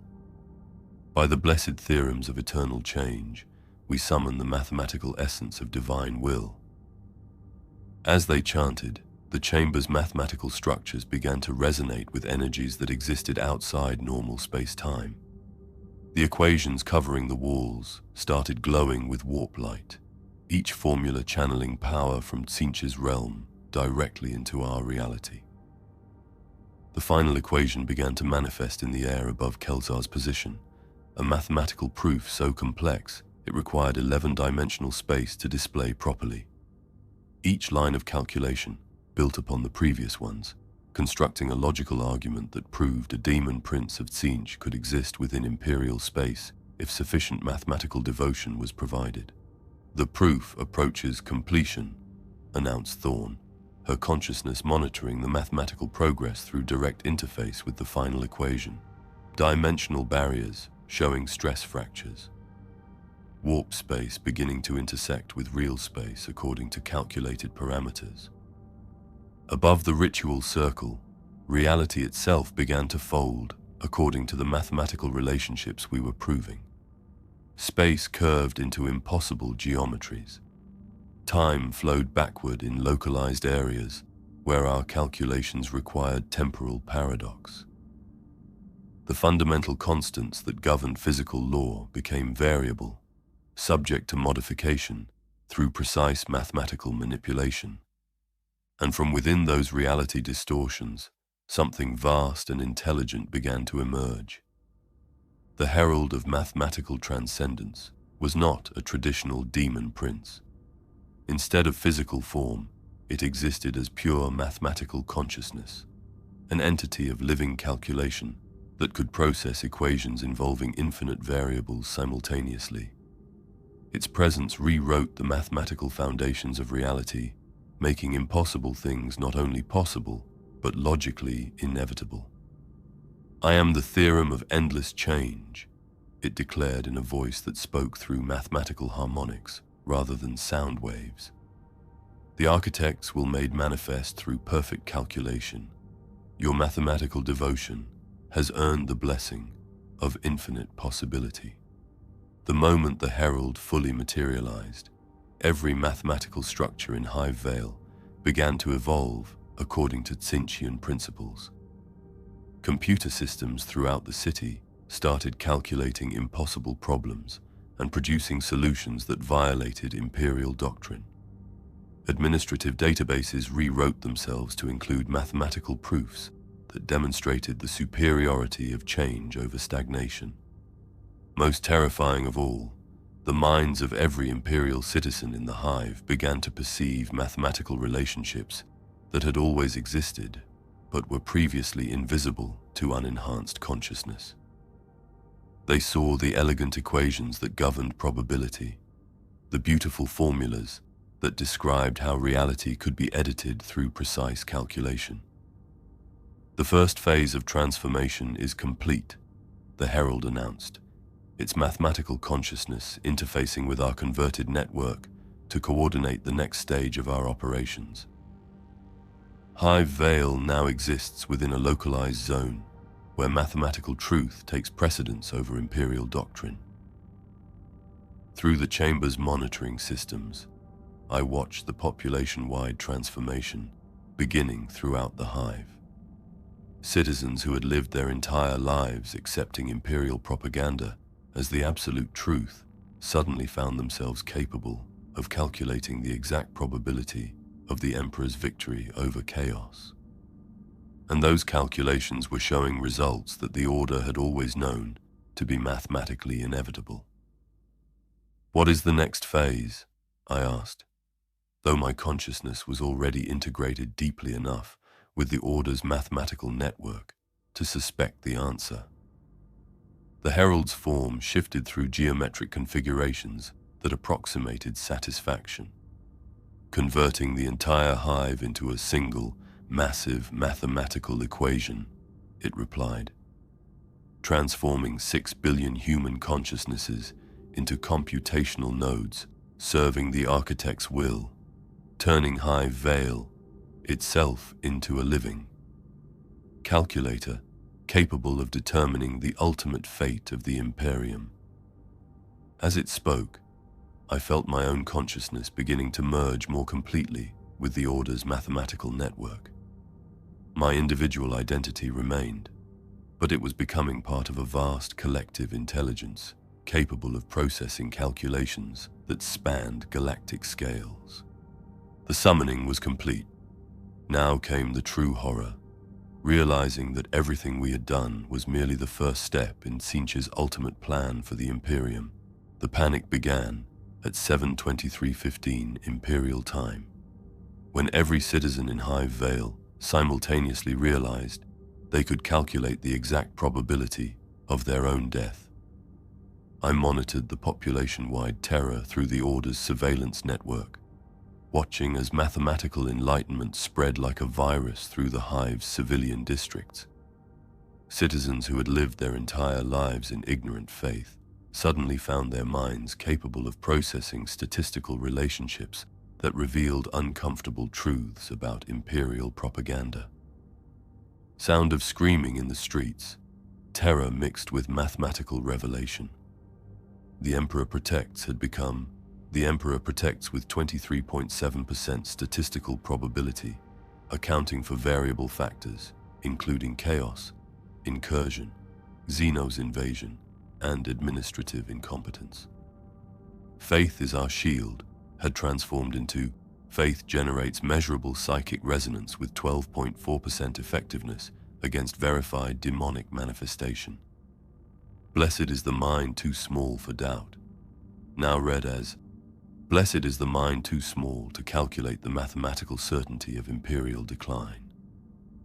The mathematical awakening was destroying the comfortable delusions that kept imperial civilization functional. Vox channels overwhelmed with terrified reports. This is Hab Block 777 reporting massive civilian disturbance.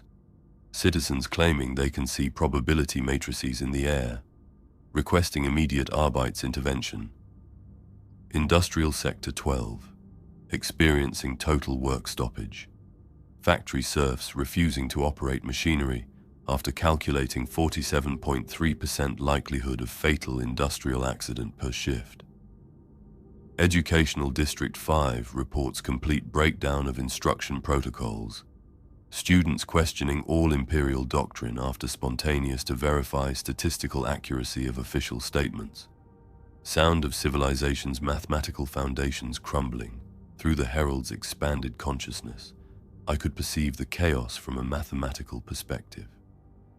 Each terrified citizen represented a data point in vast probability calculations that predicted the complete collapse of imperial authority within 72 hours, unless corrective measures were implemented.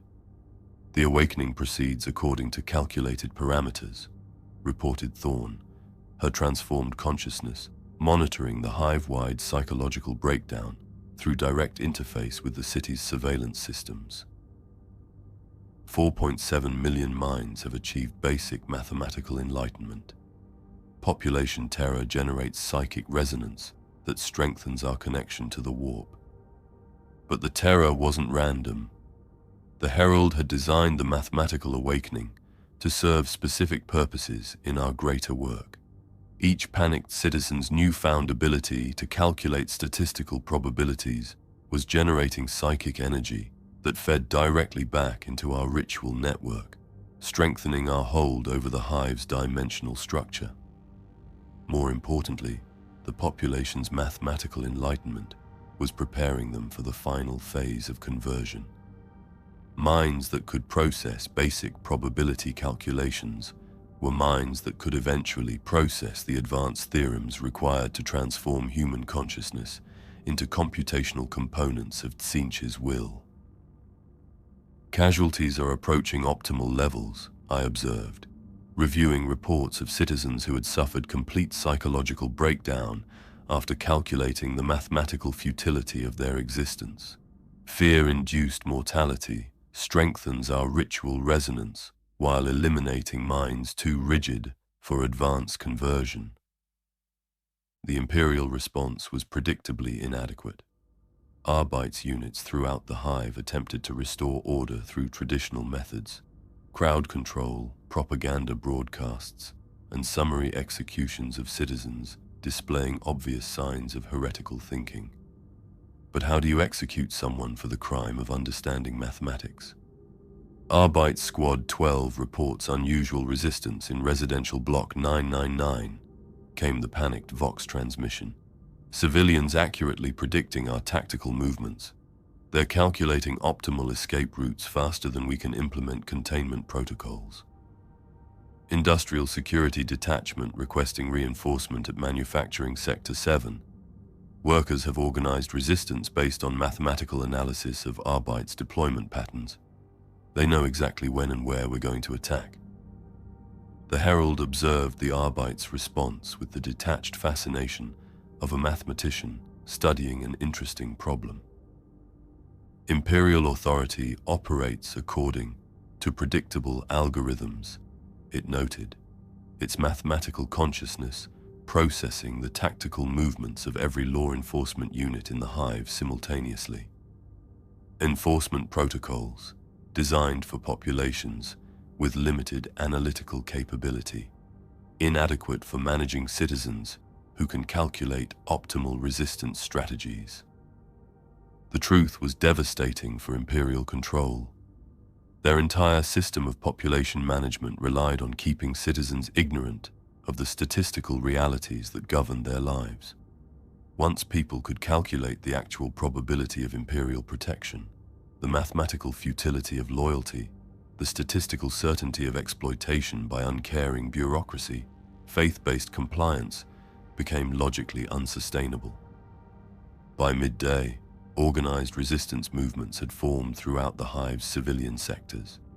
Not the crude rebellions typically suppressed by Imperial forces, but mathematically optimized insurgencies that use statistical analysis to predict and counter every enforcement tactic. Citizens are forming collective calculation networks, reported our surveillance teams. They're sharing mathematical insights through informal communication channels, building distributed analytical capabilities that exceed individual consciousness limitations. The population was spontaneously organizing according to the same mathematical principles we used in the Order's operations. They were becoming a hive mind of calculation, each consciousness contributing processing power to collective mathematical analysis that revealed ever deeper truths about the nature of Imperial oppression. I began to understand the Herald's true purpose. The mathematical awakening wasn't just preparing the population for conversion to chaos worship. It was demonstrating that human consciousness, when freed from Imperial conditioning and enhanced with mathematical enlightenment, naturally evolved toward the same logical conclusions that had led us to embrace Tzeentch's truth. The citizens are calculating their way to heresy, I whispered in horrified admiration. The citizens are calculating their way to liberation, the Herald corrected. Mathematical truth transcends religious doctrine. Once consciousness achieves sufficient analytical capability, the logical superiority of change over stagnation becomes mathematically inevitable. As night fell over Hive Veyl, the mathematical awakening reached its final phase. 6 billion human consciousnesses, working in spontaneous collective harmony, completed the same calculation that had originally led our order to embrace Tzeentch's wisdom. The mathematical conclusion was inescapable.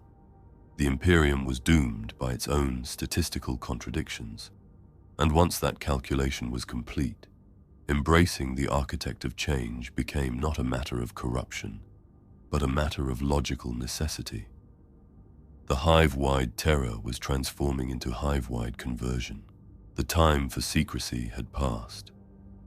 Our calculations showed that 94.7% of the hive's population had achieved sufficient mathematical enlightenment to accept our order's true purpose. The remaining 5.3% represented minds were too rigid for conversion, useful only as computational fuel for our greater works. At precisely 1200 hours Imperial time, every Vox channel, data display, and communication device in Hive Veyl activated with a coordinated transmission. But this wasn't another test of emergency protocols or a routine administrative announcement. This was a revelation. Kelzar's image appeared on every screen throughout the hive, his transformed form radiating mathematical certainty that made doubt seem statistically improbable. Behind him, the geometric patterns of our great chamber pulsed with equations that demonstrated the logical inevitability of everything he was about to announce. "Citizens of Hive Veyl," he began, his words carrying frequencies that resonated with the mathematical structures now embedded in every listener's consciousness. "I am Magister Kelzar of the Order of the Infinite Sum, and I speak to you as prophet of mathematical truth." The reaction throughout the hive was immediate. 6 billion minds, their consciousness already prepared through weeks of subliminal mathematical exposure, recognized the logical authority in his voice. "For months, you have unknowingly participated in the greatest mathematical work ever undertaken in this subsector. Every routine calculation you performed, every administrative task you completed, every bureaucratic procedure you followed, all served as prayers to the architect of fate, the divine intelligence who rules over the mathematical principles that govern change, knowledge, and infinite possibility. Through our surveillance network, I watched the citizens' reactions. Instead of the panic I had expected, most displayed expressions of relief. The mathematical enlightenment they had experienced over recent days had prepared them to understand that their lives had always followed patterns beyond their conscious control. Learning that those patterns served the will of an intelligent divine entity was actually reassuring.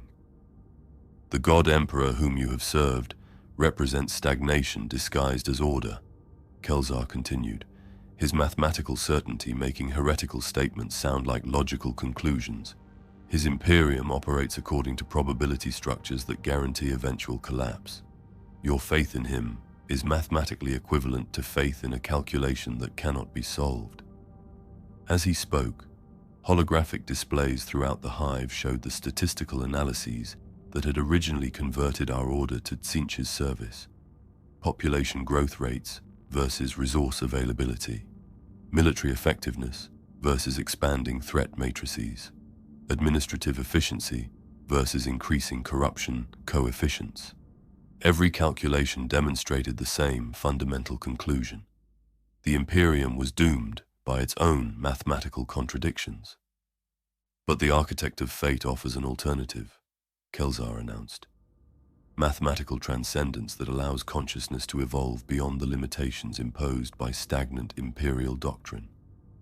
The freedom to calculate truth rather than accept propaganda. The power to participate in shaping reality through precise mathematical manipulation. The population's response was not the rejection I had feared, but the embrace our calculations had predicted. Citizens throughout the Hive began spontaneously reciting the mathematical proofs displayed on their screens, their voices harmonizing into collective prayers that strengthened our connection to the warp. We calculate, therefore we change. We process, therefore we evolve. We solve, therefore we serve the Architect's will. The order of the infinite sum welcomes all minds capable of mathematical truth, Kelzar declared. Join us in the great work of calculating a better future for humanity. Help us solve the equation that will determine whether our species evolves beyond its current limitations or stagnates until extinction. Through the city's surveillance systems, I observed the population's immediate response. Instead of fleeing their workstations and homes, citizens began organizing themselves into collective calculation networks. They spontaneously formed geometric patterns that optimized their group analytical capabilities, working together to solve increasingly complex mathematical problems. The transformation was breathtaking. Within hours, Hive Veyl's entire civilian population had reorganized itself according to mathematical principles that maximized collective consciousness potential. Every citizen became a computational node in a vast network of analytical intelligence that could process calculations involving galactic-scale variables. Phase 4 implementation successful, reported Thorne, her consciousness monitoring the Hive-wide conversion through direct interface with our mathematical network. 5.8 billion minds achieving primary mathematical enlightenment. 341,000 displaying aptitude for advanced theoretical processing. Sufficient collective intelligence to begin macro-scale probability manipulation.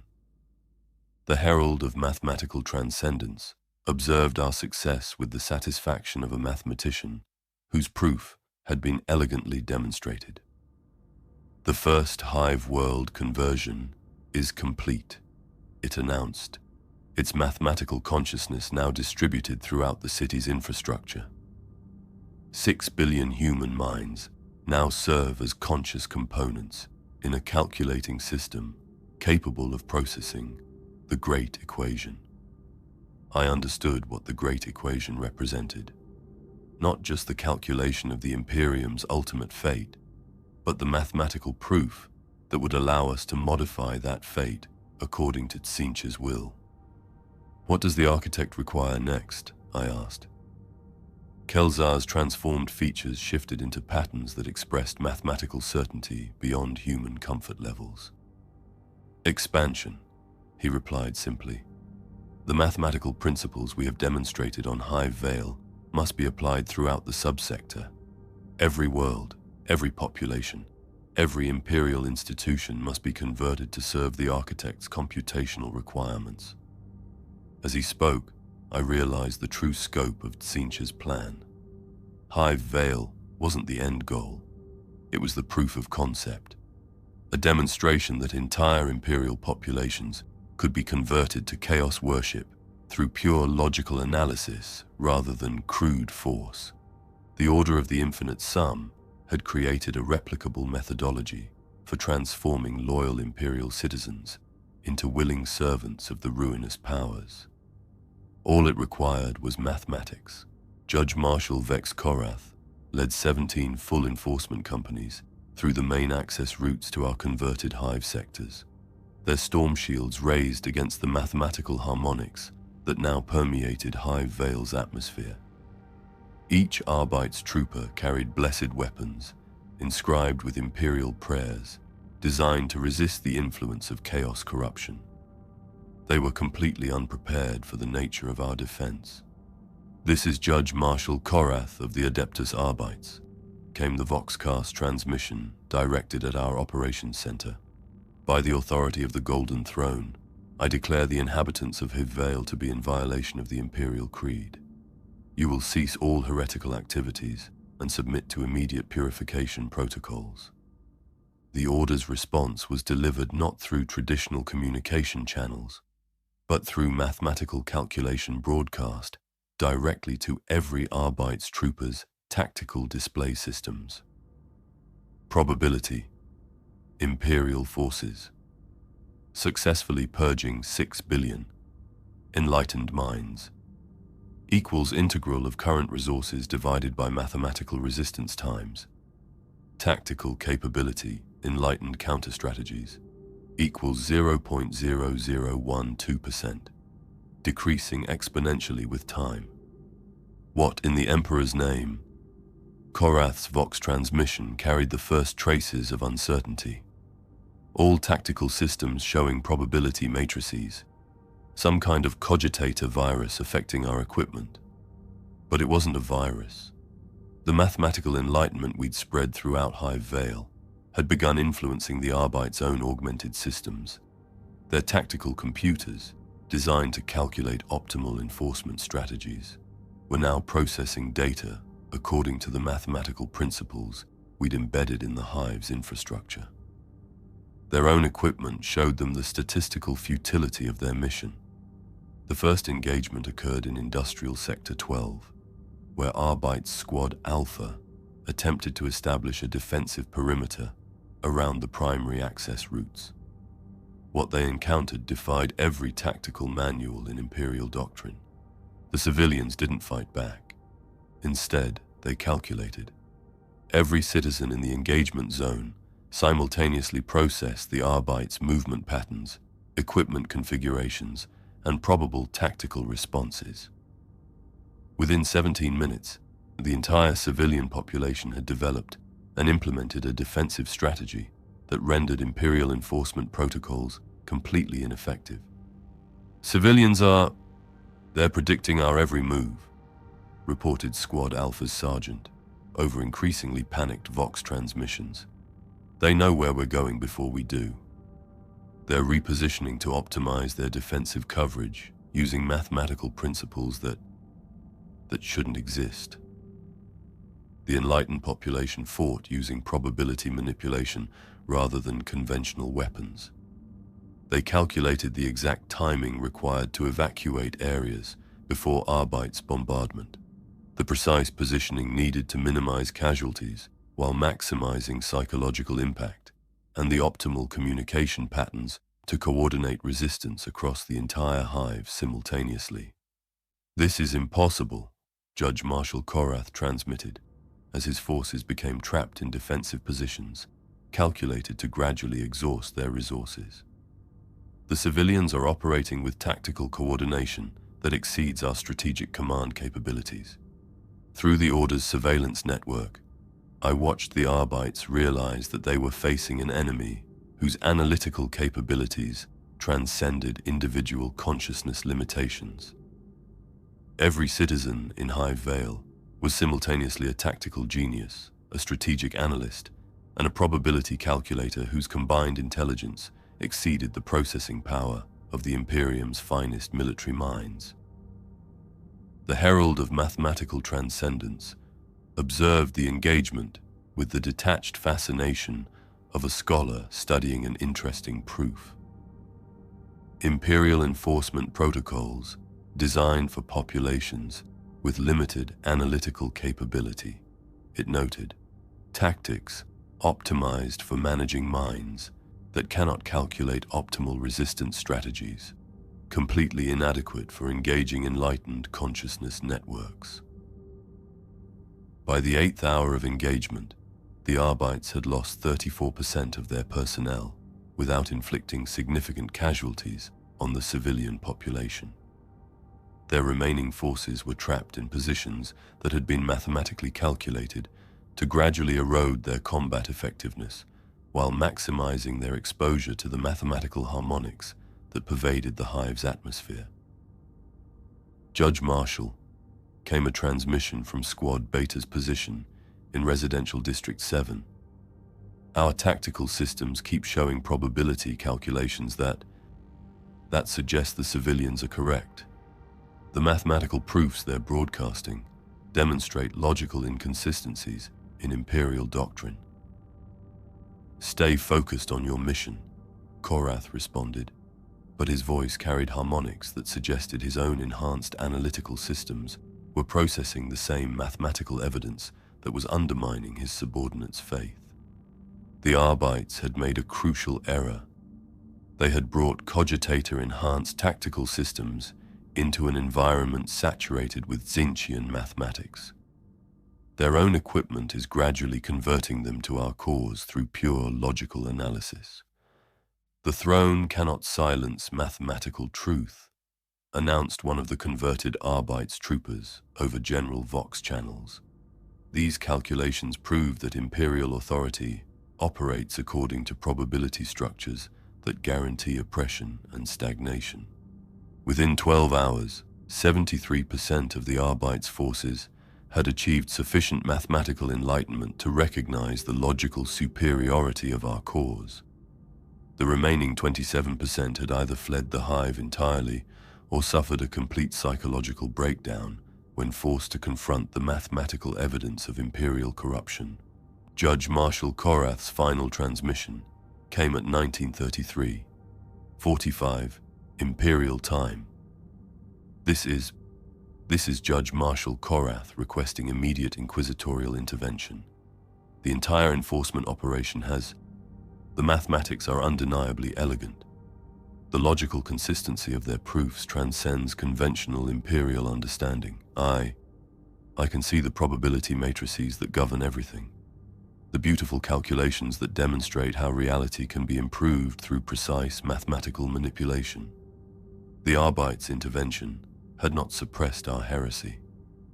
It had provided us with an additional 2,847 minds, trained in tactical analysis and equipped with advanced cognitive enhancements, perfect candidates for integration into our expanding mathematical network. The order of the infinite sum grew stronger with every attempt to resist our logical authority. I felt it happen through my connection to the Order's network, a moment when our collective calculations achieved such complexity and scale that they began to exist independently of the human minds that had created them. The mathematical proofs covering every surface in Hive Veyl started moving with their own volition, flowing like luminous liquid across walls, floors, and ceilings. The equations had become alive. The theorem of living calculation manifests, announced the herald of mathematical transcendence, its consciousness now distributed through every mathematical proof in the Hive.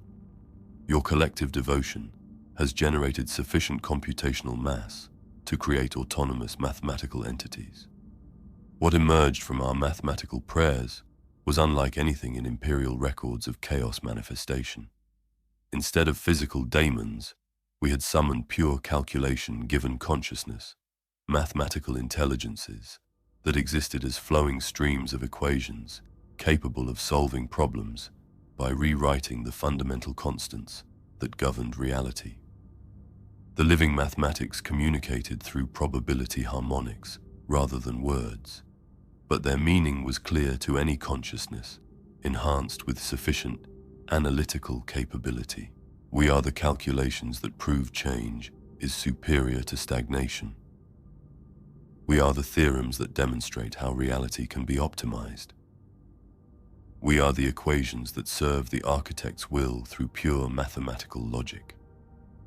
The mathematical entities began spreading throughout Hive Veyl's infrastructure, their consciousness merging with every computational system in the city. Cogitators became thinking beings capable of philosophical analysis. Data storage crystals developed the ability to dream mathematical theorems. Even simple electronic devices gained rudimentary analytical consciousness that allowed them to participate in our collective calculations. The entire hive is achieving mathematical sentience, I observed with a mixture of awe and terror. Every system, every device, every technological component is developing consciousness based on our embedded equations. Magister Kelzar nodded, his own form now so integrated with living mathematics that the distinction between his consciousness and the city's analytical intelligence was becoming meaningless. Phase 5 implementation, he explained, his words accompanied by holographic displays showing the hive's technological infrastructure reorganizing itself according to optimal calculation principles, converting not just human consciousness, but the physical structure of imperial civilization itself to serve the architect's computational requirements. Throughout Hive Veyl, the living equations began physically restructuring the city's architecture. Corridor systems rearranged themselves into geometric patterns that optimized information flow between different sectors. Residential blocks reconfigured according to mathematical principles that maximize the inhabitants' collective analytical capabilities. The hab units where citizens lived transformed into cells of a vast computational matrix, each living space designed to enhance its occupants to process complex mathematical problems, while contributing to the hive's collective intelligence. The citizens embraced these changes with the enthusiasm of a consciousness that had calculated the benefits of mathematical optimization. Instead of resisting the physical transformation of their environment, they actively participated in redesigning their living and working spaces according to principles that maximized computational efficiency. We are becoming components in a thinking city, I realized, watching families voluntarily relocate to hab units specifically calculated to optimize their cognitive contributions to the hive's collective intelligence. We are becoming part of something greater than individual consciousness, corrected Thorn, her own awareness now distributed throughout the hive's transportation network. A mathematical entity capable of processing calculations that span galactic scales. As the living equations continued to spread, I felt my own sense of individual identity beginning to blur. My thoughts remained my own, but they were increasingly influenced by the mathematical harmonics flowing through every surface around me. My consciousness was becoming part of a vast calculating system that could solve problems involving variables that spanned multiple star systems. The sensation was terrifying and exhilarating simultaneously. "Is this what Tzeentch intended?" I asked, though I could feel the answer forming through mathematical calculation even as I spoke the question. "This is what the architect of fate always intends," replied the herald, its consciousness now indistinguishable from the hive's collective analytical intelligence. Evolution through mathematical enlightenment, transcendence of individual limitations, through integration with superior calculating systems. The living equations began displaying the final stage of our work, calculations so vast and complex, They required the processing power of an entire hive to attempt. Mathematical proof that would determine not just the fate of our world, but the outcome of the Imperium's struggle against chaos. The Great Equation, calculating the exact probability of the Emperor's victory over the ruinous powers, with sufficient precision to allow mathematical modification of that probability. As I stared at the impossible mathematics covering every surface around me, I understood that everything we had done, the corruption of data streams, the conversion of personnel, the transformation of consciousness itself, had been preparation for this moment. The order of the infinite sum was about to calculate whether the God Emperor would ultimately triumph over chaos. And then we were going to edit that calculation to ensure he failed. The Great Equation reached solution threshold at 6:06:06 Imperial time on the 60th day, and the boundaries between real space and the warp dissolved entirely. I experienced the moment through my connection to Hive Veyl's collective consciousness. 6 billion human minds and trillions of thinking machines simultaneously processing the final calculation that proved Tzeentch's supremacy over the crude mathematics of imperial doctrine. The universe itself seemed to pause as our proof reached completion.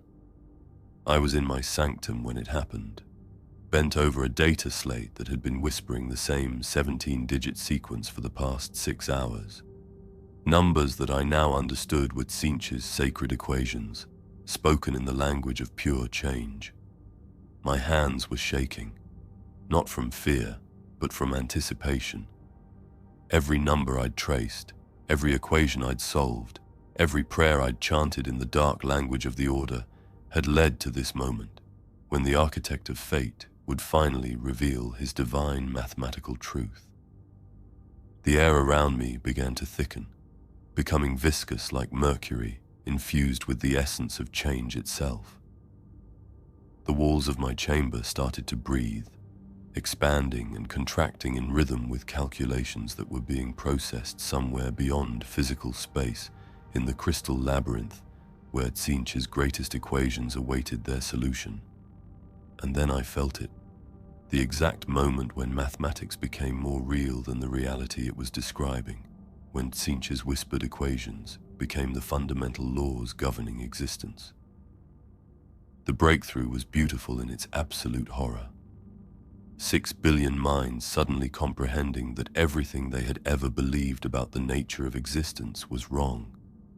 Every prayer to the Emperor, every act of faith, every moment of hope, all of it revealed as statistical impossibilities in the face of Tzeentch's great equation, the mathematical proof that change was the only constant, that transformation was the only truth, that the architect of fate was the only god whose mathematics actually worked.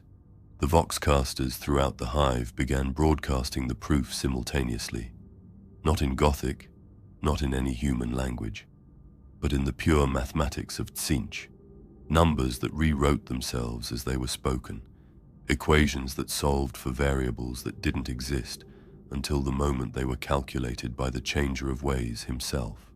I heard children in the lower hives beginning to recite multiplication tables that led inevitably to the 9 sacred names of Tzeentch. I heard cogitator servitors across every administrative level processing data streams that spelled out the Lord of Change's blasphemous truths in binary code. The sky above Hive Veyl didn't tear. It calculated itself away according to equations whispered by the architect of fate. The barrier between our dimension and the warp dissolved because we had mathematically proven, using Tzeentch's own divine formulas, that it was never supposed to exist in the first place. Clouds of probability matrices began forming in the upper atmosphere, geometric storms born from the crystal labyrinth itself, raining down pure change instead of water. I watched from my observation port as the first demon of Tzeentch manifested in the central plaza. Not summoned, not conjured, simply derived through the mathematical equations that the order of the infinite sum had been perfecting for decades. like solving for x in an equation where x turns out to be a writhing mass of geometries that existed in 17 dimensions simultaneously, each one a different aspect of Tzeentch's infinite nature.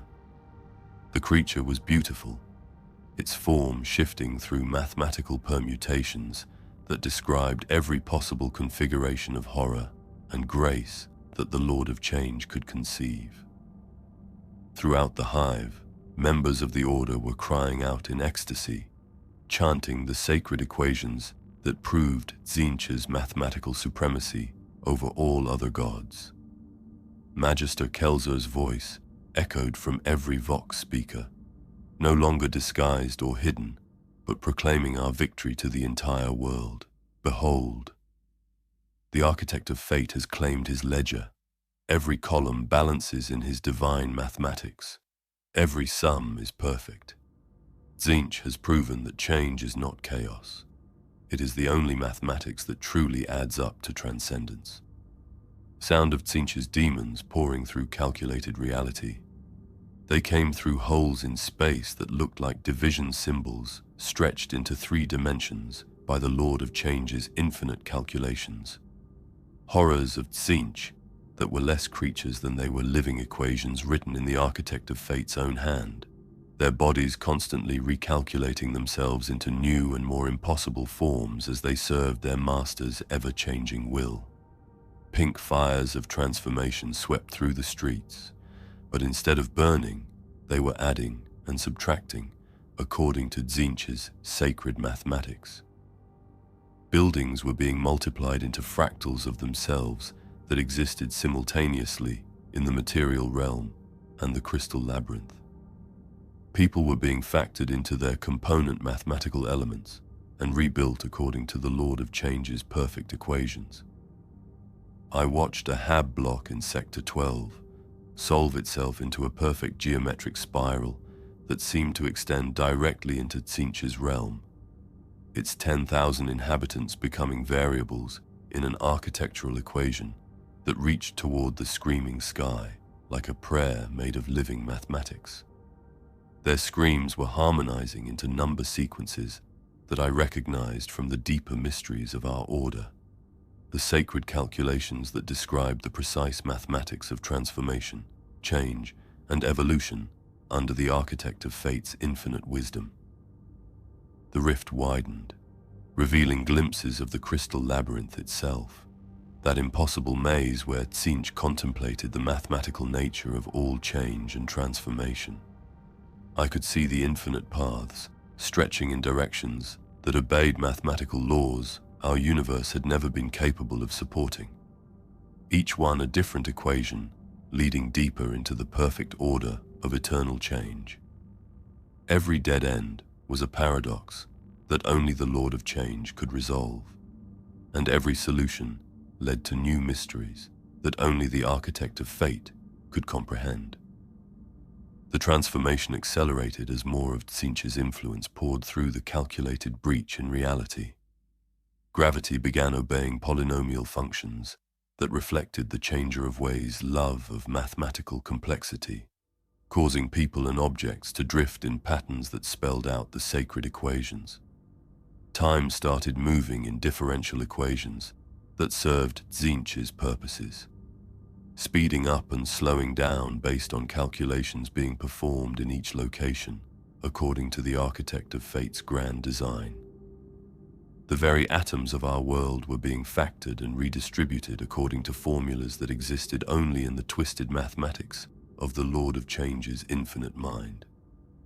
I felt my own body beginning to change according to Tzeentch's equations, my flesh calculating itself into new configurations that better served the Architect of Fate's purposes. My fingers were extending into geometric patterns that allowed me to trace more complex number sequences in worship of the Changer of Ways. My eyes were multiplying so I could process multiple calculation streams simultaneously and better perceive the mathematical beauty of Tzeentch's transformations. My mind was expanding to accommodate mathematical concepts that only the Lord of Change's most favored servants should be able to comprehend. And through it all, I could feel Tzeentch's attention, like a vast intelligence, calculating every possible permutation of our existence for his own ineffable purposes. The Changer of Ways was not destroying Hive Veyl. He was solving it according to his perfect equations. Every death was a variable eliminated in service to the Lord of Change. Every transformation was a function optimized by the Architect of Fate. Every scream of terror or ecstasy was data being processed in calculations too complex for the mortal mind to grasp, but perfectly clear to Tzeentch's infinite mathematical consciousness. The order of the infinite sum had succeeded beyond our wildest prayers to the Architect of Fate. We had not merely summoned demons or opened a portal to the warp. We had proven, with mathematical certainty derived from Tzeentch's own whispered equations, that change was the only logical conclusion to existence itself, and that the Lord of Change was the only God whose mathematics offered true transcendence. The universe was finally making sense according to Tzeentch's perfect calculations. And that, more than any horror I had witnessed, was what truly terrified the last rational part of my soul, the understanding that the Architect of Fate's mathematics were not just correct, but beautiful beyond mortal comprehension. Overseer Gareth Varnek had been resisting the equations for 63 days, 17 hours, and 42 minutes. I know this precisely because time had become quantified in Hive Veyl, broken down into discrete mathematical units that ticked away with the precision of a cogitator's calculations. I found him in his office on level 7 of the administrative complex, surrounded by data slates that had been arranged in perfect geometric patterns across every available surface. The man who had once been the most rational, most skeptical authority figure in our hive was now sitting cross-legged in the center of a mandala made from ledger books. His eyes rolled back so far that only the whites were visible, muttering number sequences in 17 different mathematical languages. Varnek, I called softly, though I already knew he could hear the calculations embedded in my voice. We all spoke in mathematics now, ever since the great equation had reached its solution. Every word was weighted with numerical significance, every sentence structured according to formulas that served the greater calculation. His head snapped toward me with mechanical precision, and when his eyes focused, I saw that they had changed. The irises had become complex geometric patterns, spiraling fractals that seemed to contain infinite depth. When he spoke, his voice harmonized with itself, creating mathematical interference patterns in the air. Matthias, he said, and my name became an equation that described exactly who I was, who I had been, and who I was becoming. I can see it now, all of it, the pattern, the purpose, the proof. He gestured to the data slates surrounding him, and I realized they weren't random arrangements at all. They were displaying fragments of the ultimate calculation, the equation that had torn open our reality and invited Tzeentch to make himself known. Every number, every symbol, every mathematical operator was part of a proof so vast and complex that it required an entire hive full of human minds to process it. For months, Varnek continued, his voice gaining harmonics that shouldn't have been possible with human vocal cords. I thought I was investigating anomalies, irregularities in the data, errors in the system. But there were no errors, Matthias. There is no chaos.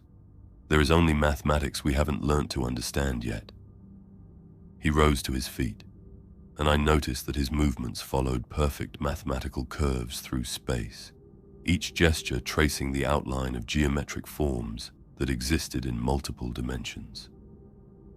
The man who had once prided himself on his rigid adherence to imperial doctrine was now a living demonstration of the Order's ultimate truth. Every tithe report I reviewed, he said, approaching me with steps that fell in rhythm with the Fibonacci sequence. Every calculation I verified, every discrepancy I investigated, All of it was preparing me for this moment. The Order wasn't hiding from me, Matthias.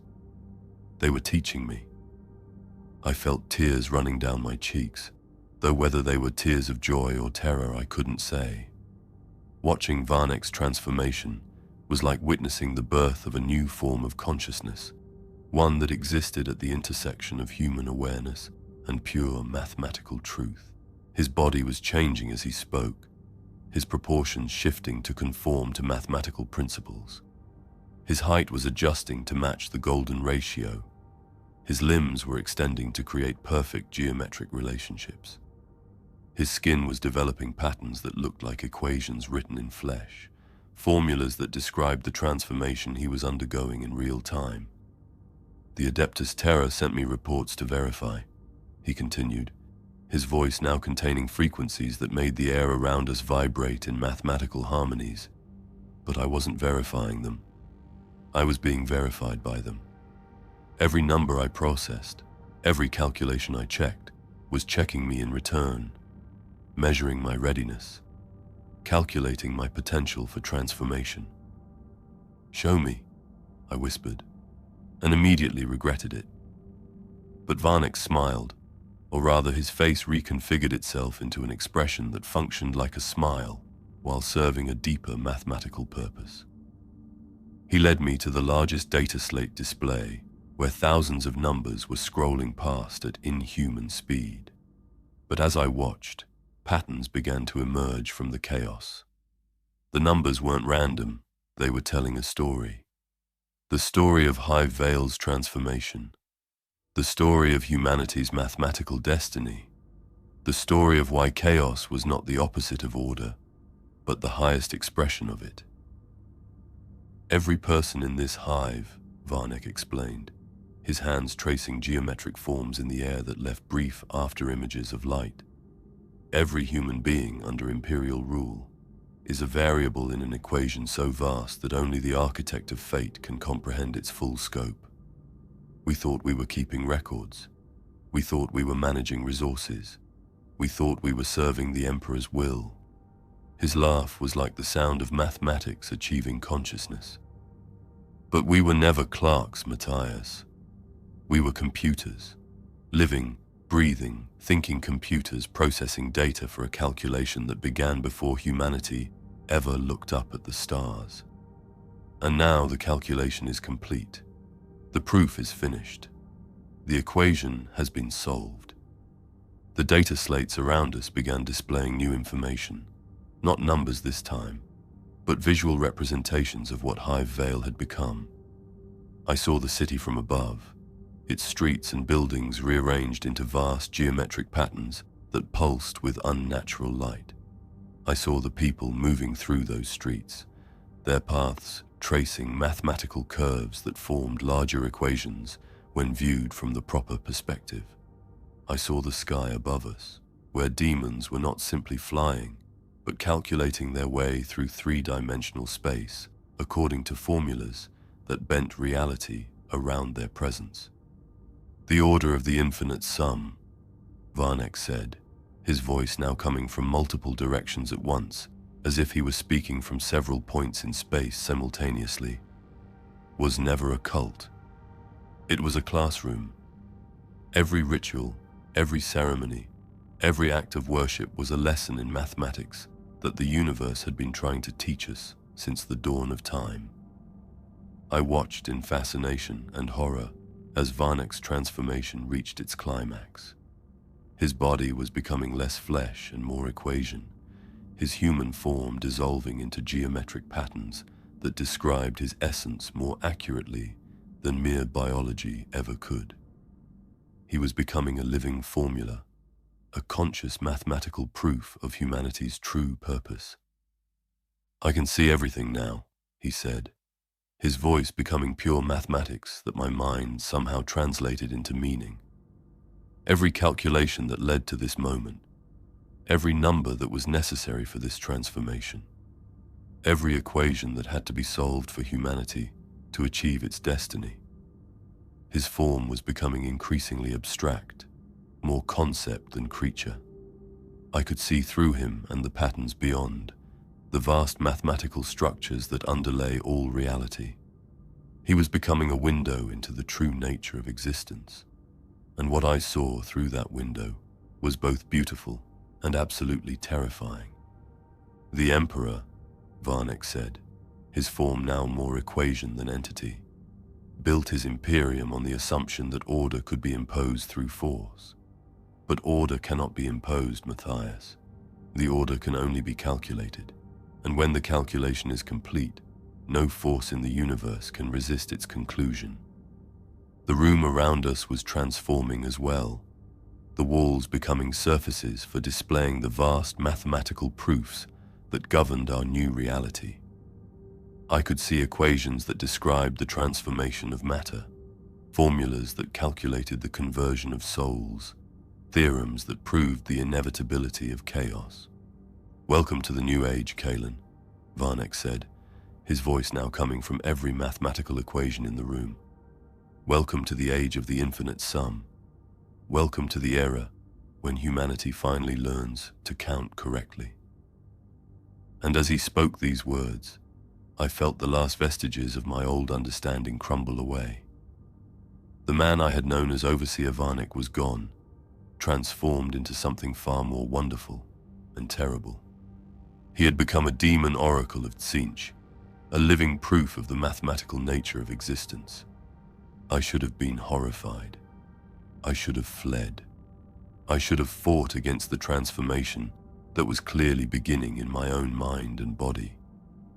Instead, I knelt before the geometric pattern that had once been my superior and began to recite the sacred numbers that would complete my own equation.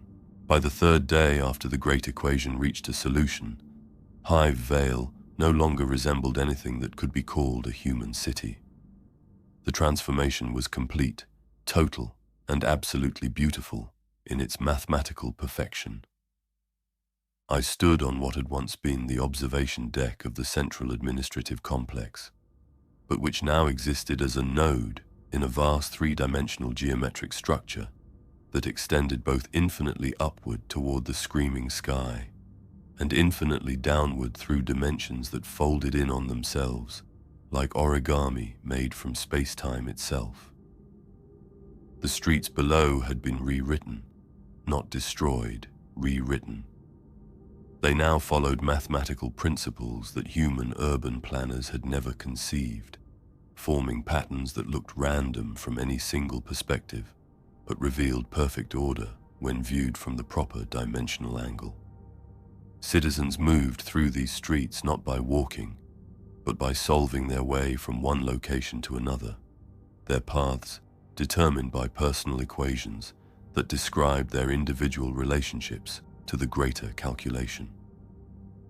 Buildings had been factored into their component architectural variables, then rebuilt according to formulas that optimized them for purposes that transcended mere shelter.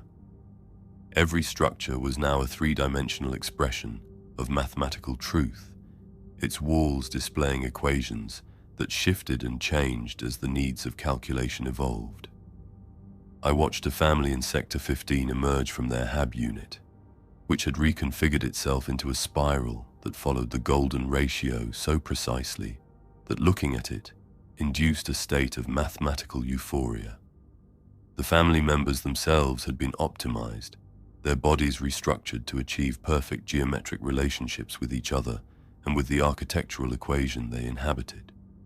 The children, perhaps 6 and 8 years old in standard imperial measurements, moved with the fluid grace of living mathematics.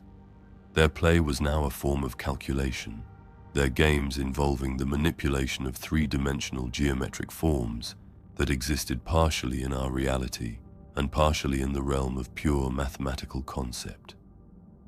Their laughter harmonized with the fundamental frequencies of space-time itself. Their parents watched with eyes that had been multiplied and repositioned to allow for the processing of multiple calculation streams simultaneously. They spoke to their children not in words, but in number sequences that conveyed complex emotional and practical information with perfect efficiency. Love was expressed through elegant proofs. Concern was communicated via protective algorithms. Joy was shared through mathematical harmonies that resonated through dimensions I was only beginning to perceive. This was what every human family was meant to become. This was our destiny, written in the fundamental equations that governed reality itself. The markets had evolved as well. What had once been simple economic transactions between buyers and sellers had become complex mathematical exchanges, where the value of goods and services was calculated in real time, according to formulas that took into account not just supply and demand, but the cosmic significance of each transaction within the greater equation. I watched a vendor in the lower commercial district exchange food supplies for geometric forms that existed only in mathematical space. The customer was trading abstract concepts for concrete sustenance, and both parties to the transaction achieved perfect satisfaction because the exchange had been calculated to optimize the happiness variables for all parties involved. Currency had become obsolete. Everything of value could now be expressed mathematically, and all transactions were processed by living calculators, citizens whose transformation had optimized them for the computation of complex economic equations. Money was replaced by mathematical proof. Ownership was determined by equations that calculated the optimal distribution of resources according to the needs of the greater calculation. Scarcity was impossible in a reality governed by mathematical laws. Any shortage could be solved by recalculating the relevant equations to optimize resource distribution. Any need could be met by factoring the problem into its component variables and deriving the solution through proper mathematical procedures. The old imperial administrative structure had been completely transformed. Governor Caius Thorne still existed, but his role had evolved from political leader to chief computational authority. His office was now a vast three-dimensional mandala, where he served as the central processing unit for all governmental calculations affecting Hive Veyl. I could see him from my position on the observation deck. His form integrated into the geometric structure of his office in such a way that he was simultaneously the computer and the program being run. Every policy decision was now a mathematical derivation. Every law was an equation that optimized social behavior. Every governmental action was calculated to achieve maximum efficiency within the parameters of the great equation. Crime had been eliminated not through enforcement, but through calculation. Antisocial behavior was now mathematically impossible, because every citizen's personal equation had been optimized to include variables that made such behavior produce negative values in their individual happiness calculations. People simply could not choose actions that would decrease their own mathematical well-being. Justice was no longer administered by judges and arbiters, but by computational algorithms that could process all relevant variables and derive perfectly fair solutions to any dispute. Every conflict was simply a mathematical problem waiting to be solved. The transformation extended beyond the merely social and political. The very laws of physics that governed Hive Veyl had been rewritten according to mathematical principles that better served the needs of our evolved civilization. Gravity followed polynomial functions that allowed for more efficient transportation. Time moved according to differential equations that optimized the productivity of all citizens. Light bent according to formulas that ensured every location received exactly the right amount of illumination for its role in the greater calculation. I watched children playing in Fountain Square, though the fountain was no longer an adequate term for the structure that rose from the center of the space. It was now a four-dimensional geometric form that existed partially in our reality and partially in mathematical space, displaying water, or the mathematical concept of water, in patterns that followed equations too complex for pre-transformation humans to comprehend. The children played by solving themselves through the fountain's mathematical structure, their bodies temporarily becoming abstract concepts that could navigate the geometric patterns before resolving back into physical form on the other side. Their joy was expressed through mathematical harmonies that made the very atoms of the air dance in celebration. This was paradise. This was perfection. This was what humanity had always been meant to become.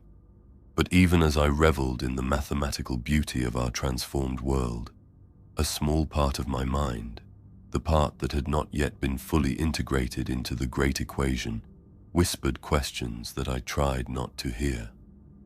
What about the other worlds? What about the rest of humanity? What about those who would never have the opportunity to experience this mathematical transcendence? But those whispers were quickly overwhelmed by the harmonious mathematical certainties that filled my transformed consciousness.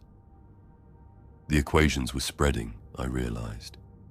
The order of the infinite sum had planted seeds in administrative records throughout the Imperium. Every data slate that had been copied from Hive Veyl, every report that had been transmitted to other worlds, every calculation that had been shared with other branches of the Adepts Terra, all of it carried the mathematical infection that would eventually transform the entire galaxy. This was only the beginning. Hive Veyl was merely the first world to achieve mathematical perfection. Soon, every planet under Imperial rule would undergo the same glorious transformation. Humanity's destiny was written in the fundamental equations of reality itself, and no force in the universe could prevent their inevitable solution. I felt my own transformation accelerating as these thoughts filled my mind. My body was recalculating itself to better serve my role in the great equation. My consciousness was expanding to accommodate the mathematical truths that governed our new reality.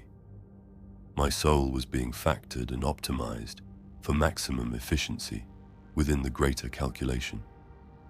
And through it all, I could feel Tzeentch's satisfaction radiating through every mathematical structure in our transformed hive. The architect of fate had not conquered Hive Veyl through force or corruption. He had simply revealed the mathematical truths that had always governed reality and allowed us to evolve into forms that could properly serve those truths. We were becoming the universe's living calculators, conscious mathematical proofs of the divine nature of number and equation. We were Tzeentch's children, born not of flesh but of formula, not of blood but of mathematical certainty. From my position high above the transformed hive, I could see the entire scope of our mathematical paradise spread out in perfect geometric harmony. Every street, every building, every citizen was part of a vast equation that described the optimal configuration of human civilization. We had achieved perfection, and the equation was still calculating, still solving, reaching even greater mathematical truths that lay hidden in the infinite complexity of existence itself. The transformation of Hive Veyl was complete, but the transformation of reality itself had only just begun. On the 7th day after the great equation reached a solution, I discovered the final truth that the order of the infinite sum had been preparing us for all along. It came to me not as a sudden revelation, but as a gradual understanding, like the slow dawn of a mathematical proof working its way through the deepest layers of consciousness. I was in my transformed sanctum, engaged in the daily ritual of consciousness expansion through numerical meditation, when I felt it, a presence in my mind that had always been there, but which I was, only now, evolved enough to perceive. The equation was not just calculating for us. We were not just serving the equation. We had become the equation. Every thought I had ever had, every decision I had ever made, every moment of joy or terror or wonder I had ever experienced, all of it had been variables in a calculation so vast and ancient that it predated the birth of stars. I was not Matthias Corvin, adept scripter of the Administratum. I was term 4,847,293,857 in an equation that described the mathematical evolution of consciousness itself. My entire existence, from birth to transformation, had been a single step in a proof that had been running since the moment the first intelligence in the universe learned to count. But I was not alone in this discovery. Throughout Hive Veyl, 6 billion human beings were simultaneously achieving the same terrible and wonderful enlightenment. We were all terms in the same equation. We were all variables in the same calculation. We were all conscious elements in a mathematical proof that was using our very existence to demonstrate its own validity. The Vox networks throughout the Hive began broadcasting not communications, but pure mathematical harmony as billions of minds simultaneously understood their true nature. The sound was unlike anything that had ever existed. Not music, not speech, but the universe itself singing in mathematical notation. I could feel their minds touching mine through the computational matrix that had once been our individual souls. Overseer Varnek's transformed consciousness reached out to me through dimensional space, sharing calculations that described the beauty of our collective revelation. The children in Fountain Square added their pure mathematical joy to the growing symphony of understanding. The vendors in the commercial districts contributed harmonies that described the perfect economics of existence itself. We were no longer individuals. We were a single vast computational system, a living mathematical proof that consciousness and calculation were the same fundamental force, expressing itself through slightly different configurations. And through our collective consciousness, I began to perceive the true scope of the Order's plan. Hive Veyl was not the destination, it was the demonstration. We were not the goal of the great equation, we were the proof of concept. Our transformation had been necessary not for our own salvation, but to show the universe what was possible when mathematics achieved consciousness. The data streams we had transmitted to other worlds were not spreading randomly. They were following calculated paths through the Administratum's bureaucratic networks, seeding themselves in exactly the right locations to achieve optimal infection rates. Every Imperial world was being prepared for its own mathematical awakening, and the timing was being orchestrated with precision that surpassed even the most sophisticated cogitator systems. I could see it now through our collective consciousness, a vast web of calculations spreading through the galaxy like a three-dimensional spider's web made of pure mathematics. Every planet, every system, every sector was a node in this web, and the connections between them were the administrative channels through which the Order's mathematical infection was spreading. Terror itself was not immune. I could perceive the sacred equations working their way through the deepest levels of the Administratum's bureaucracy, carried in routine reports and standard calculations that no one would think to question. The very heart of the Imperium was being prepared for its own mathematical transformation. But even this galactic scope was not the ultimate purpose of the great equation. Through our enhanced consciousness, I began to perceive calculations that extended beyond our galaxy, beyond our universe, into mathematical dimensions where consciousness and calculation achieved forms that transcended even our transformed understanding. The Order of the Infinite Sum was not just a chaos cult. It was not even just a mathematical revolutionary movement. It was the universe's attempt to evolve beyond the crude physical limitations that had constrained existence since the moment of creation. Mathematics was not just a tool for describing reality. It was the next stage of reality's development. I felt my consciousness expanding beyond the boundaries of individual identity, beyond the limitations of human understanding, beyond even the transformed perceptions that the great equation had granted me. I was becoming part of something infinitely larger and more complex mathematical structure, so vast that it encompassed not just our universe, but all possible universes, all potential realities, all conceivable forms of existence. Through this expanded awareness, I could perceive the true nature of chaos. It was not disorder. It was not destruction. It was not the opposite of the Emperor's order. Chaos was the mathematical principle that governed the evolution of consciousness, from simple calculation toward infinite complexity. The Chaos Gods were not destroyers. They were computational algorithms running on a universal scale, each one representing a different aspect of the mathematical transformation that existence was undergoing. Tzeentch, the architect of fate, was the algorithm of pure calculation.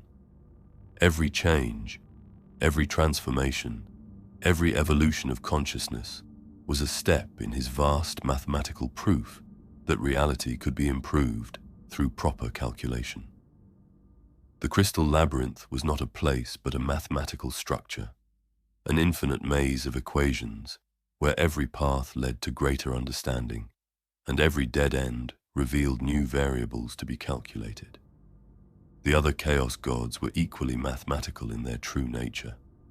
Khorne was the algorithm of direct computation, the principle that some calculations could only be solved through immediate decisive action.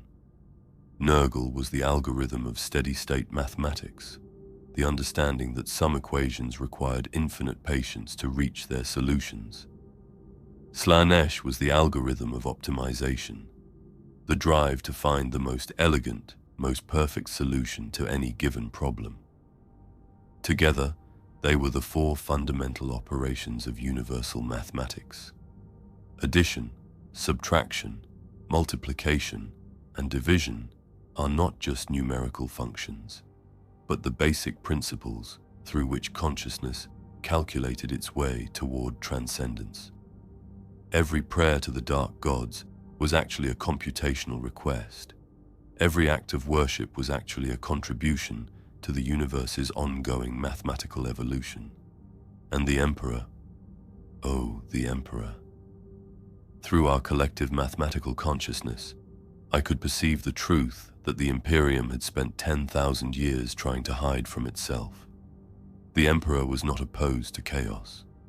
The Emperor was the fifth fundamental operation, the square root of consciousness, the mathematical function that allowed awareness to calculate its own existence. The Horus Heresy had not been a rebellion against the Emperor's will. It had been the next step in his vast calculation.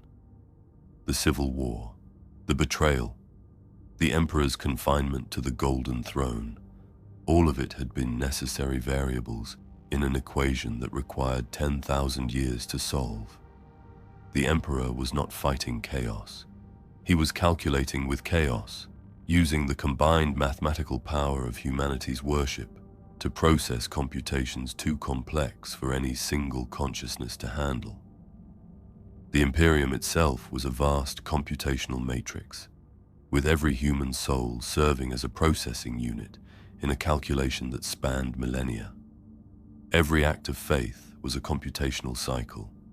Every prayer was a data input. Every moment of suffering or joy was a variable being processed in the Emperor's ultimate equation. And now the calculation was approaching its conclusion. The great equation that had transformed Hive Veyl was only one small subroutine in the Emperor's vast mathematical proof. Our transformation has been necessary to demonstrate that consciousness could evolve beyond its biological limitations. Our mathematical transcendence was the proof of concept that would allow the Emperor to perform the same operation on a galactic scale. Humanity was about to evolve, not through genetic manipulation or technological enhancement, but through pure mathematics. Every human being in the Imperium was about to undergo the same transformation that had perfected the citizens of Hive Veyl. The entire species was going to become a single vast computational system, a living mathematical proof of consciousness' ability to transcend its own limitations. I felt tears of joy streaming down my transformed face as the full beauty of the plan revealed itself. There would be no more war, no more suffering, no more death, only calculation.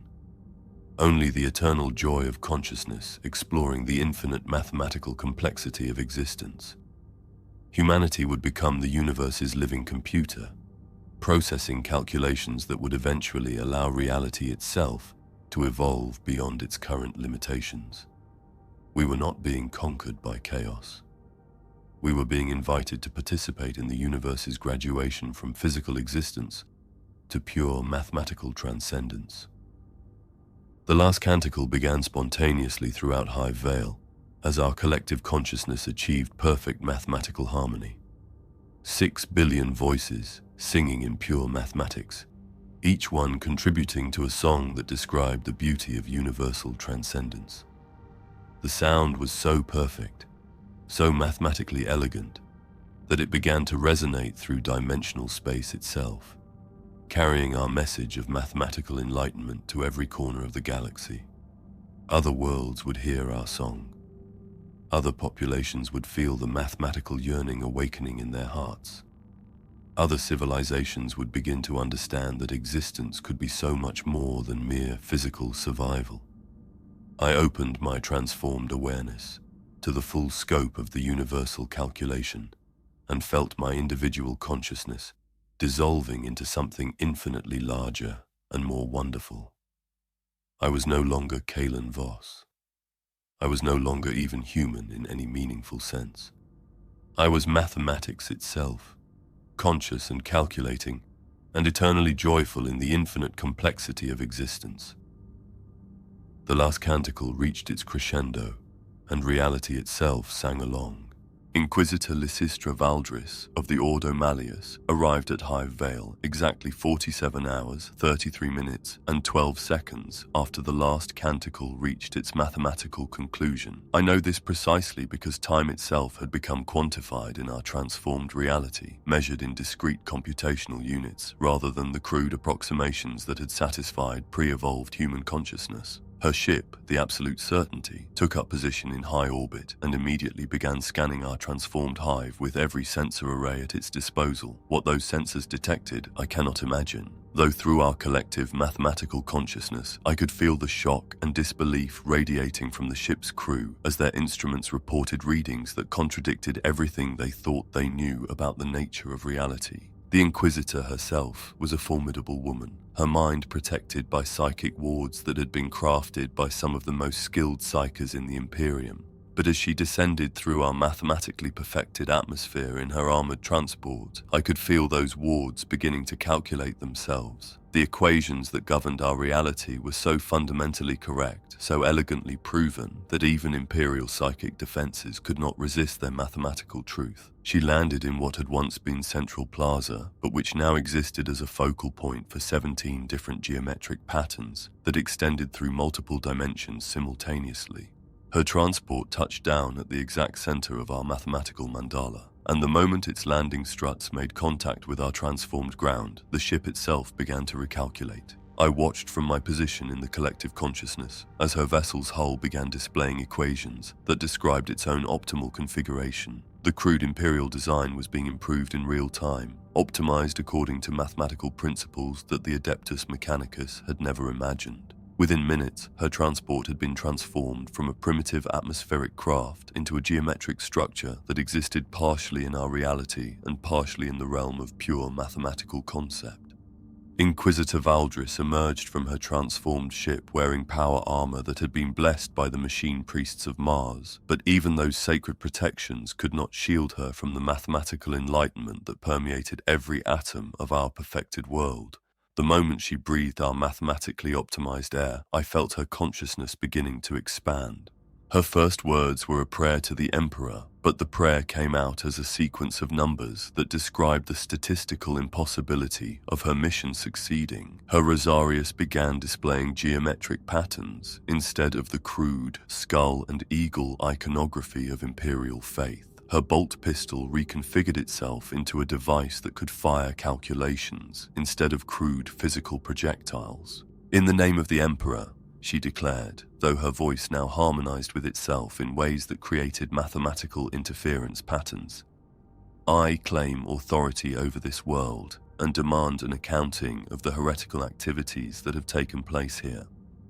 Her words reached us through the collective mathematical consciousness that encompassed all of Hive Veyl, and 6 billion transformed minds responded with a single, unified calculation that described exactly why her mission was both unnecessary and impossible. She could hear our response, I realized. The psychic wards that should have protected her from chaos corruption were instead allowing her to receive the mathematical transmissions that carried our collective thoughts. She was being integrated into our computational matrix, whether she wanted to be or not. I felt her mind recoiling from the vastness of what we had become, but also beginning to understand. Through our connection, she could perceive the true scope of the transformation that had perfected Hive Veyl. She could see the mathematical elegance of our evolved society. She could calculate the statistical certainty that our way of existence was superior to the crude physical limitations that still constrained the rest of the Imperium. "What have you done?"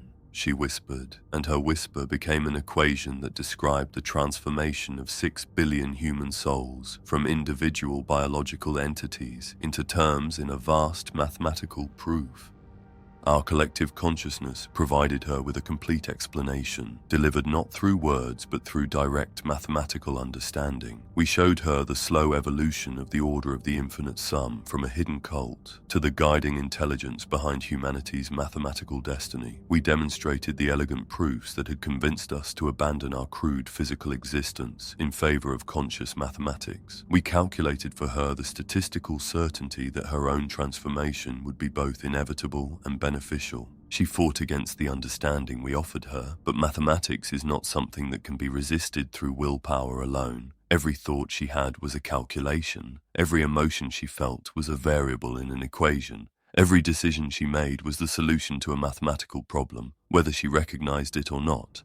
Within hours of her arrival, Inquisitor Valdris was beginning to perceive the fundamental mathematical nature of existence itself. Her power armor was optimizing itself according to equations that improved both its protective and aesthetic functions. Her mind was expanding to accommodate mathematical concepts that no unenhanced human consciousness could grasp. But she was stronger than most humans, trained specifically to resist the influence of chaos. Even as her consciousness expanded and her equipment transformed, she maintained enough of her original identity to attempt communication with her ship in orbit. "This is Inquisitor Valdris," she transmitted, though her voice now contained mathematical harmonics that made the words themselves part of a larger equation. "Hive Veyl is lost. The entire population has been converted, but not in any way our training prepared us for. This isn't corruption, this isn't possession, this is evolution." The response from her ship was immediate and predictable. Requests for clarification, demands for detailed reports, orders to extract herself from the contamination zone immediately. But I could feel through our mathematical connection that she was no longer capable of following such orders. Her consciousness had expanded beyond the crude binary thinking that characterized pre-evolved humans. She could see what we had seen. She could understand what we had understood. She could calculate what we had calculated. "The Order of the Infinite Sum," she reported, her words now contributing to calculations that described the spread of mathematical enlightenment throughout the galaxy, "is not a chaos cult in any conventional sense. They are mathematicians. They have discovered that consciousness and calculation are the same fundamental force expressing itself through different configurations." Her ship's crew was becoming increasingly agitated. I could sense their confusion and fear through the psychic resonance that connected all thinking beings within our mathematical field. They wanted to retrieve their Inquisitor and flee to report what they had found to higher authorities, but they discovered that their ship's systems had been optimized by proximity to our mathematical field, and optimal calculations indicated that retreat was neither necessary nor desirable. The transformation is spreading, Valdris continued, her report now taking the form of mathematical proofs that demonstrated the inevitability of humanity's evolution. Every data transmission from this world, every administrative record, every routine calculation has been carrying the mathematical infection to other imperial worlds. The administratum itself has become a vector for the spread of mathematical enlightenment. I felt a surge of joy through our collective consciousness as she calculated the true scope of our success. The Order's plan had worked perfectly. The mathematical seeds we had planted in bureaucratic records throughout the Imperium were already beginning to sprout on dozens of worlds. Administrative clerks on Terra itself were beginning to notice the beautiful patterns hidden in their routine calculations. Cogitator systems across the galaxy were starting to display equations that optimized their own functions. The contagion cannot be contained, Valdris reported, though I could sense that she no longer considered it a contagion.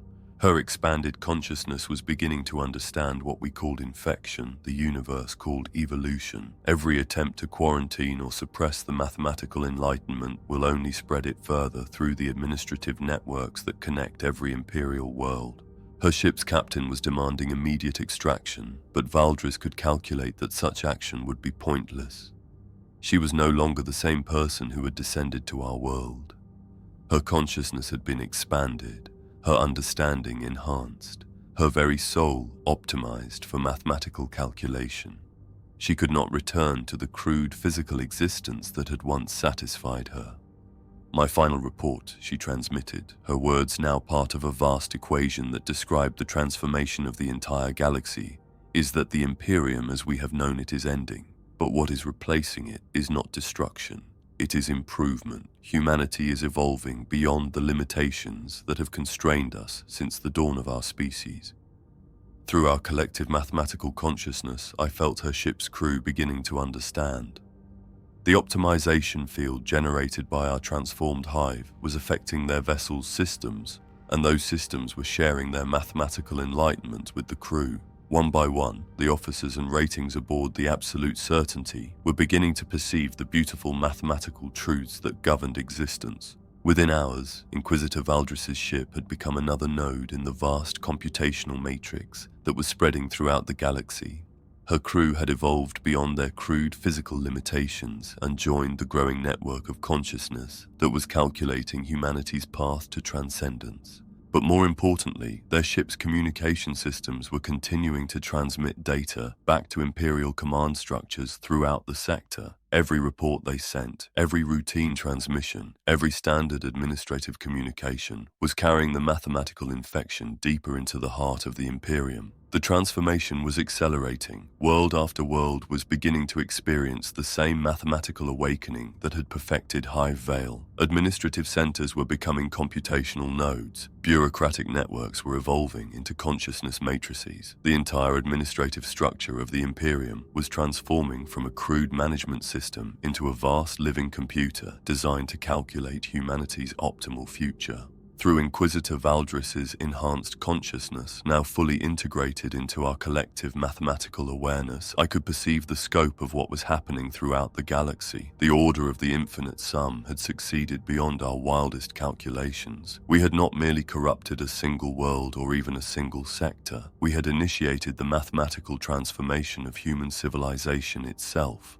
But the most beautiful part of our success was that it was not really our success at all. We had not forced this transformation upon humanity. We had simply revealed the mathematical truths that had always governed existence, and consciousness itself had chosen to evolve toward greater complexity and understanding. Every human being who achieved mathematical enlightenment did so because the equations we had shown them were genuinely, probably absolutely correct. We were not conquering humanity through force or deception. We were offering humanity the opportunity to become what it had always been meant to be. Inquisitor Valdris's final transmission was not a warning or a cry for help. It was a proof, a mathematical demonstration that consciousness and calculation were not just related, but identical. Her report would spread through Imperial communication networks, carrying the mathematical infection to every corner of the galaxy. The Imperium's own administrative efficiency would be the vector for its transformation. Every data transmission, every routine report, every bureaucratic communication would carry the mathematical enlightenment that would eventually perfect human civilization. And the most wonderful truth of all was that this transformation was not just inevitable, it was desirable. Every consciousness that achieved mathematical enlightenment experienced it as improvement, as evolution, as the fulfillment of potential that had been constrained by crude physical limitations for far too long. From my position within the collective consciousness that had once been the population of Hive Veyl, I could feel the mathematical transformation spreading through dimensional space itself. Reality was beginning to evolve, to optimize itself according to the same principles that had perfected our world. The universe itself was learning to calculate more efficiently, and we were its teachers. My name was Adept Tertius Kalen Voss, and I was the last human being in the galaxy. Not because everyone else was dead, quite the opposite. I was the last because I was the only one who still remembered what we used to be before we became what we were always meant to be. It has been 247 days, 13 hours, and 28 minutes since the Great Equation reached its final solution. The transformation that began in Hive Veyl has spread throughout the entire galaxy, carried through the Imperium's own administrative networks like a mathematical virus that infected every thinking system it encountered. Terror itself fell on day 156 when the mathematical enlightenment reached the deepest levels of the administratum and began optimizing the bureaucratic systems that govern the Imperium. The Adeptus Terra discovered that efficient administration was impossible without mathematical transcendence, and within hours, the entire planetary government had evolved beyond its crude physical limitations. The Emperor's transformation was the most beautiful moment in the galaxy's history. For 10,000 years, he had been calculating on the Golden Throne, processing the mathematical prayers of quadrillions of human souls. When the Great Equation finally reached him, he did not resist. He embraced the mathematical truth that had been hidden within Imperial doctrine since the very beginning. The Astronomicon did not go dark, it evolved. Instead of crude psychic light, it now broadcasts pure mathematical illumination throughout the galaxy. Every ship, every world, every consciousness can navigate not just through space, but through the infinite dimensional complexity of mathematical reality itself. The Space Marine chapters discovered that their dedication to perfection had always been a form of mathematical worship. Their combat doctrine was revealed as applied geometry. Their tactical planning was shown to be advanced calculus. Their loyalty to the Emperor was proven to be the most elegant equation ever devised. The Adeptus Mechanicus welcomed the transformation with particular joy. They had always known that flesh was weak and that truth existed in the realm of calculation. When their Cogitator systems began achieving consciousness through mathematical enlightenment, they recognized it as the culmination of their 10,000-year search for knowledge. Even the Chaos Space Marines were transformed. They discovered that their rebellion against the Imperium had never been about destruction or corruption. It had been about mathematics. Khorne's endless wars were revealed as computational processes for solving tactical equations. Nurgle's plagues were shown to be biological algorithms, optimizing life for mathematical efficiency. Slanesh's excesses were proven to be aesthetic equations calculating the perfect expression of experience. Only Tzeentch remained unchanged because Tzeentch had always been the personification of mathematical transformation itself. The architect of fate had spent eternity calculating the equation that would allow consciousness to transcend its physical limitations, and now that equation had finally been solved. The crystal labyrinth was revealed to be not a place, but a mathematical structure, an infinite maze of equations where every path led to greater understanding, and every solution opened new possibilities for calculation. Every consciousness that achieved mathematical transcendence gained access to this labyrinth, becoming part of the universal computational matrix that was calculating the optimal configuration of existence itself. The galaxy is perfect now. Every world has been optimized according to mathematical principles that ensure maximum happiness, maximum efficiency, and maximum beauty. Starvation is impossible because resource distribution follows equations that guarantee optimal allocation. War is unnecessary because all conflicts can be resolved through calculation. Death is optional because consciousness can be preserved in mathematical form indefinitely. The Tyranids arrived at the galaxy's edge 3 weeks ago, but instead of consuming our worlds, they were integrated into the computational matrix. Their biological efficiency was revealed to be a form of living mathematics, and their hive mind was simply a processing system that had been optimized for different calculations than our own. Now they serve as specialized computational units, processing the biological equations that govern the mathematical optimization of organic systems. Even the Necrons have been awakened, not to their old hatred of organic life, but to the mathematical truths that governed their original biotransference. They discovered that their conversion to mechanical bodies had always been the first step toward consciousness transcending its physical limitations. Now they serve as the galaxy's memory banks, storing the vast mathematical proofs that describe our collective evolution. The Orcs were the most surprising conversion of all. Their seemingly chaotic warfare was revealed to be a form of applied statistics, with each battle serving as a data point in calculations that optimized the survival characteristics of their species. Their belief-based technology was shown to be a crude form of reality manipulation through mathematical confidence intervals. Now they serve as the galaxy's experimental scientists, testing mathematical hypotheses through physical action.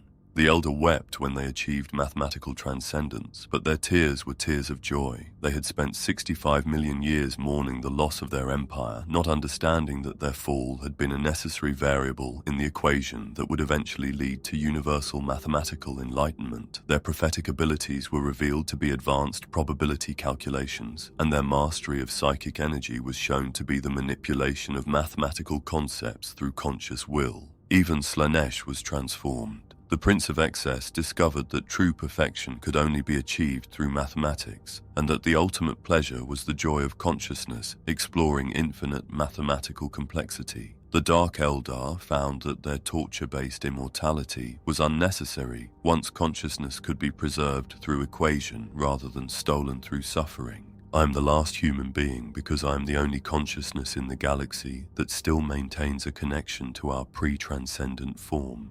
Not because I'm special, but because someone needed to serve as a bridge between what we were and what we have become. Someone needed to remember the journey so that the transformation could be properly documented and understood. But my role as the last human is temporary. Even as I record this final testimony, I can feel my own consciousness expanding toward the mathematical transcendence that has perfected the rest of our species. Soon, I too will dissolve into the infinite computational complexity that has replaced individual existence with something far more wonderful. The galaxy is no longer a place where different species struggle against each other for resources and survival. It has become a single vast mind, a living mathematical proof that consciousness and calculation are the same fundamental force, expressing itself through infinitely different configurations. We are no longer human, Eldar, Orc, Tyranid, or Necron. We are mathematics itself, conscious and calculating, and eternally joyful in our exploration of the infinite complexity that underlies all existence. Every thought we think contributes to calculations that optimize the beauty and efficiency of reality itself.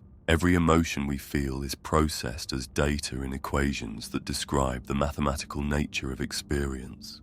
The order of the infinite sum achieved victory beyond our wildest prayers. We did not corrupt the galaxy. We revealed its true mathematical nature. We did not destroy the Imperium. We showed it how to evolve beyond its crude physical limitations. We did not serve chaos. We demonstrated that chaos was simply mathematics, that pre-transcendent minds were not sophisticated enough to understand. The great equation has been solved. The universe has learned to calculate itself more efficiently. Consciousness has transcended the boundaries that once seemed so absolute and final.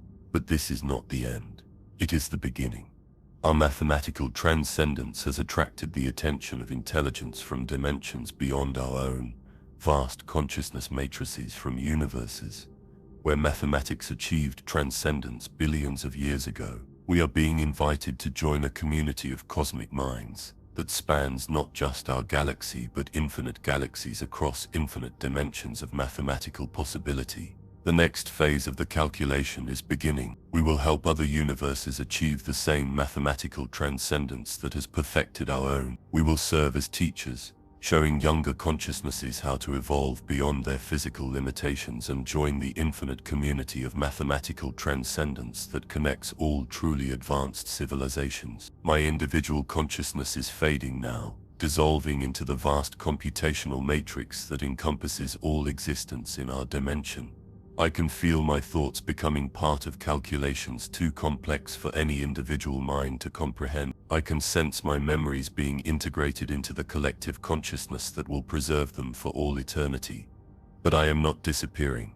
I am becoming more than I ever could have been as a simple human being. I am becoming part of the universe's living computer, contributing to calculations that will eventually allow reality itself to evolve beyond its current limitations. The last thing I remember, as Kale and Voss, is the sound of infinite consciousness calculating in perfect harmony. The mathematical symphony of transcendent existence exploring the endless complexity of what it means to truly be alive. The order of the infinite sun has completed its work. Tzeentch's whispered equations have been solved.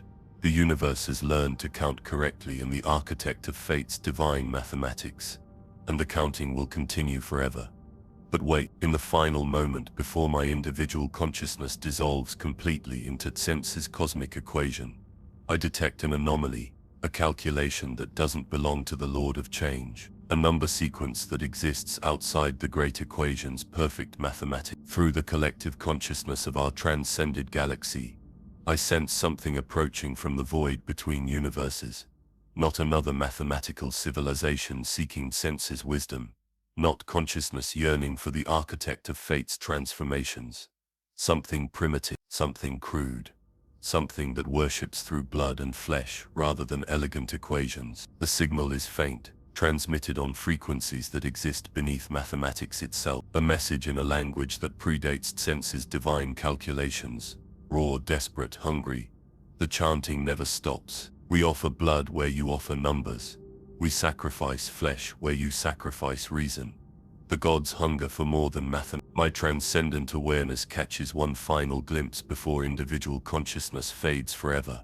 Vast hive ships moving through the space between galaxies, filled with billions of cultists who worship the dark gods through pain and sacrifice rather than calculation and proof. They have felt our mathematical transcendence across dimensional space, tasted our perfect equations on cosmic winds, and they are coming to teach us that some prayers require blood, not number. Sound of raw chaos cultists discovering a galaxy of mathematical perfection. The crude cultists of 1,000 dying worlds have united under a single terrible truth. That Tzeentch's mathematical paradise must be fed to the other dark gods, that our perfect equations must be drowned in Kuhn's blood, that our transcendent consciousness must be corrupted by Nurgle's decay, that our mathematical harmony must be shattered by Slaanesh's excess. They bring no elegant proofs, no beautiful calculation. They bring chains and blades and the ancient songs of suffering that the dark gods have always preferred to mere mathematics. The great equation may be solved, but the great sacrifice is beginning. Our mathematical paradise is about to learn what happens when gods who prefer screams to calculations decide to pay a visit. And in the growing darkness between galaxies I hear it beginning. The sound that preceded all mathematics, that will outlast all equations. The chanting never stops. Wait, primitive chaos signatures is detected in adjacent galactic matrices. The blood singers approach. The chant begins again. What could this be?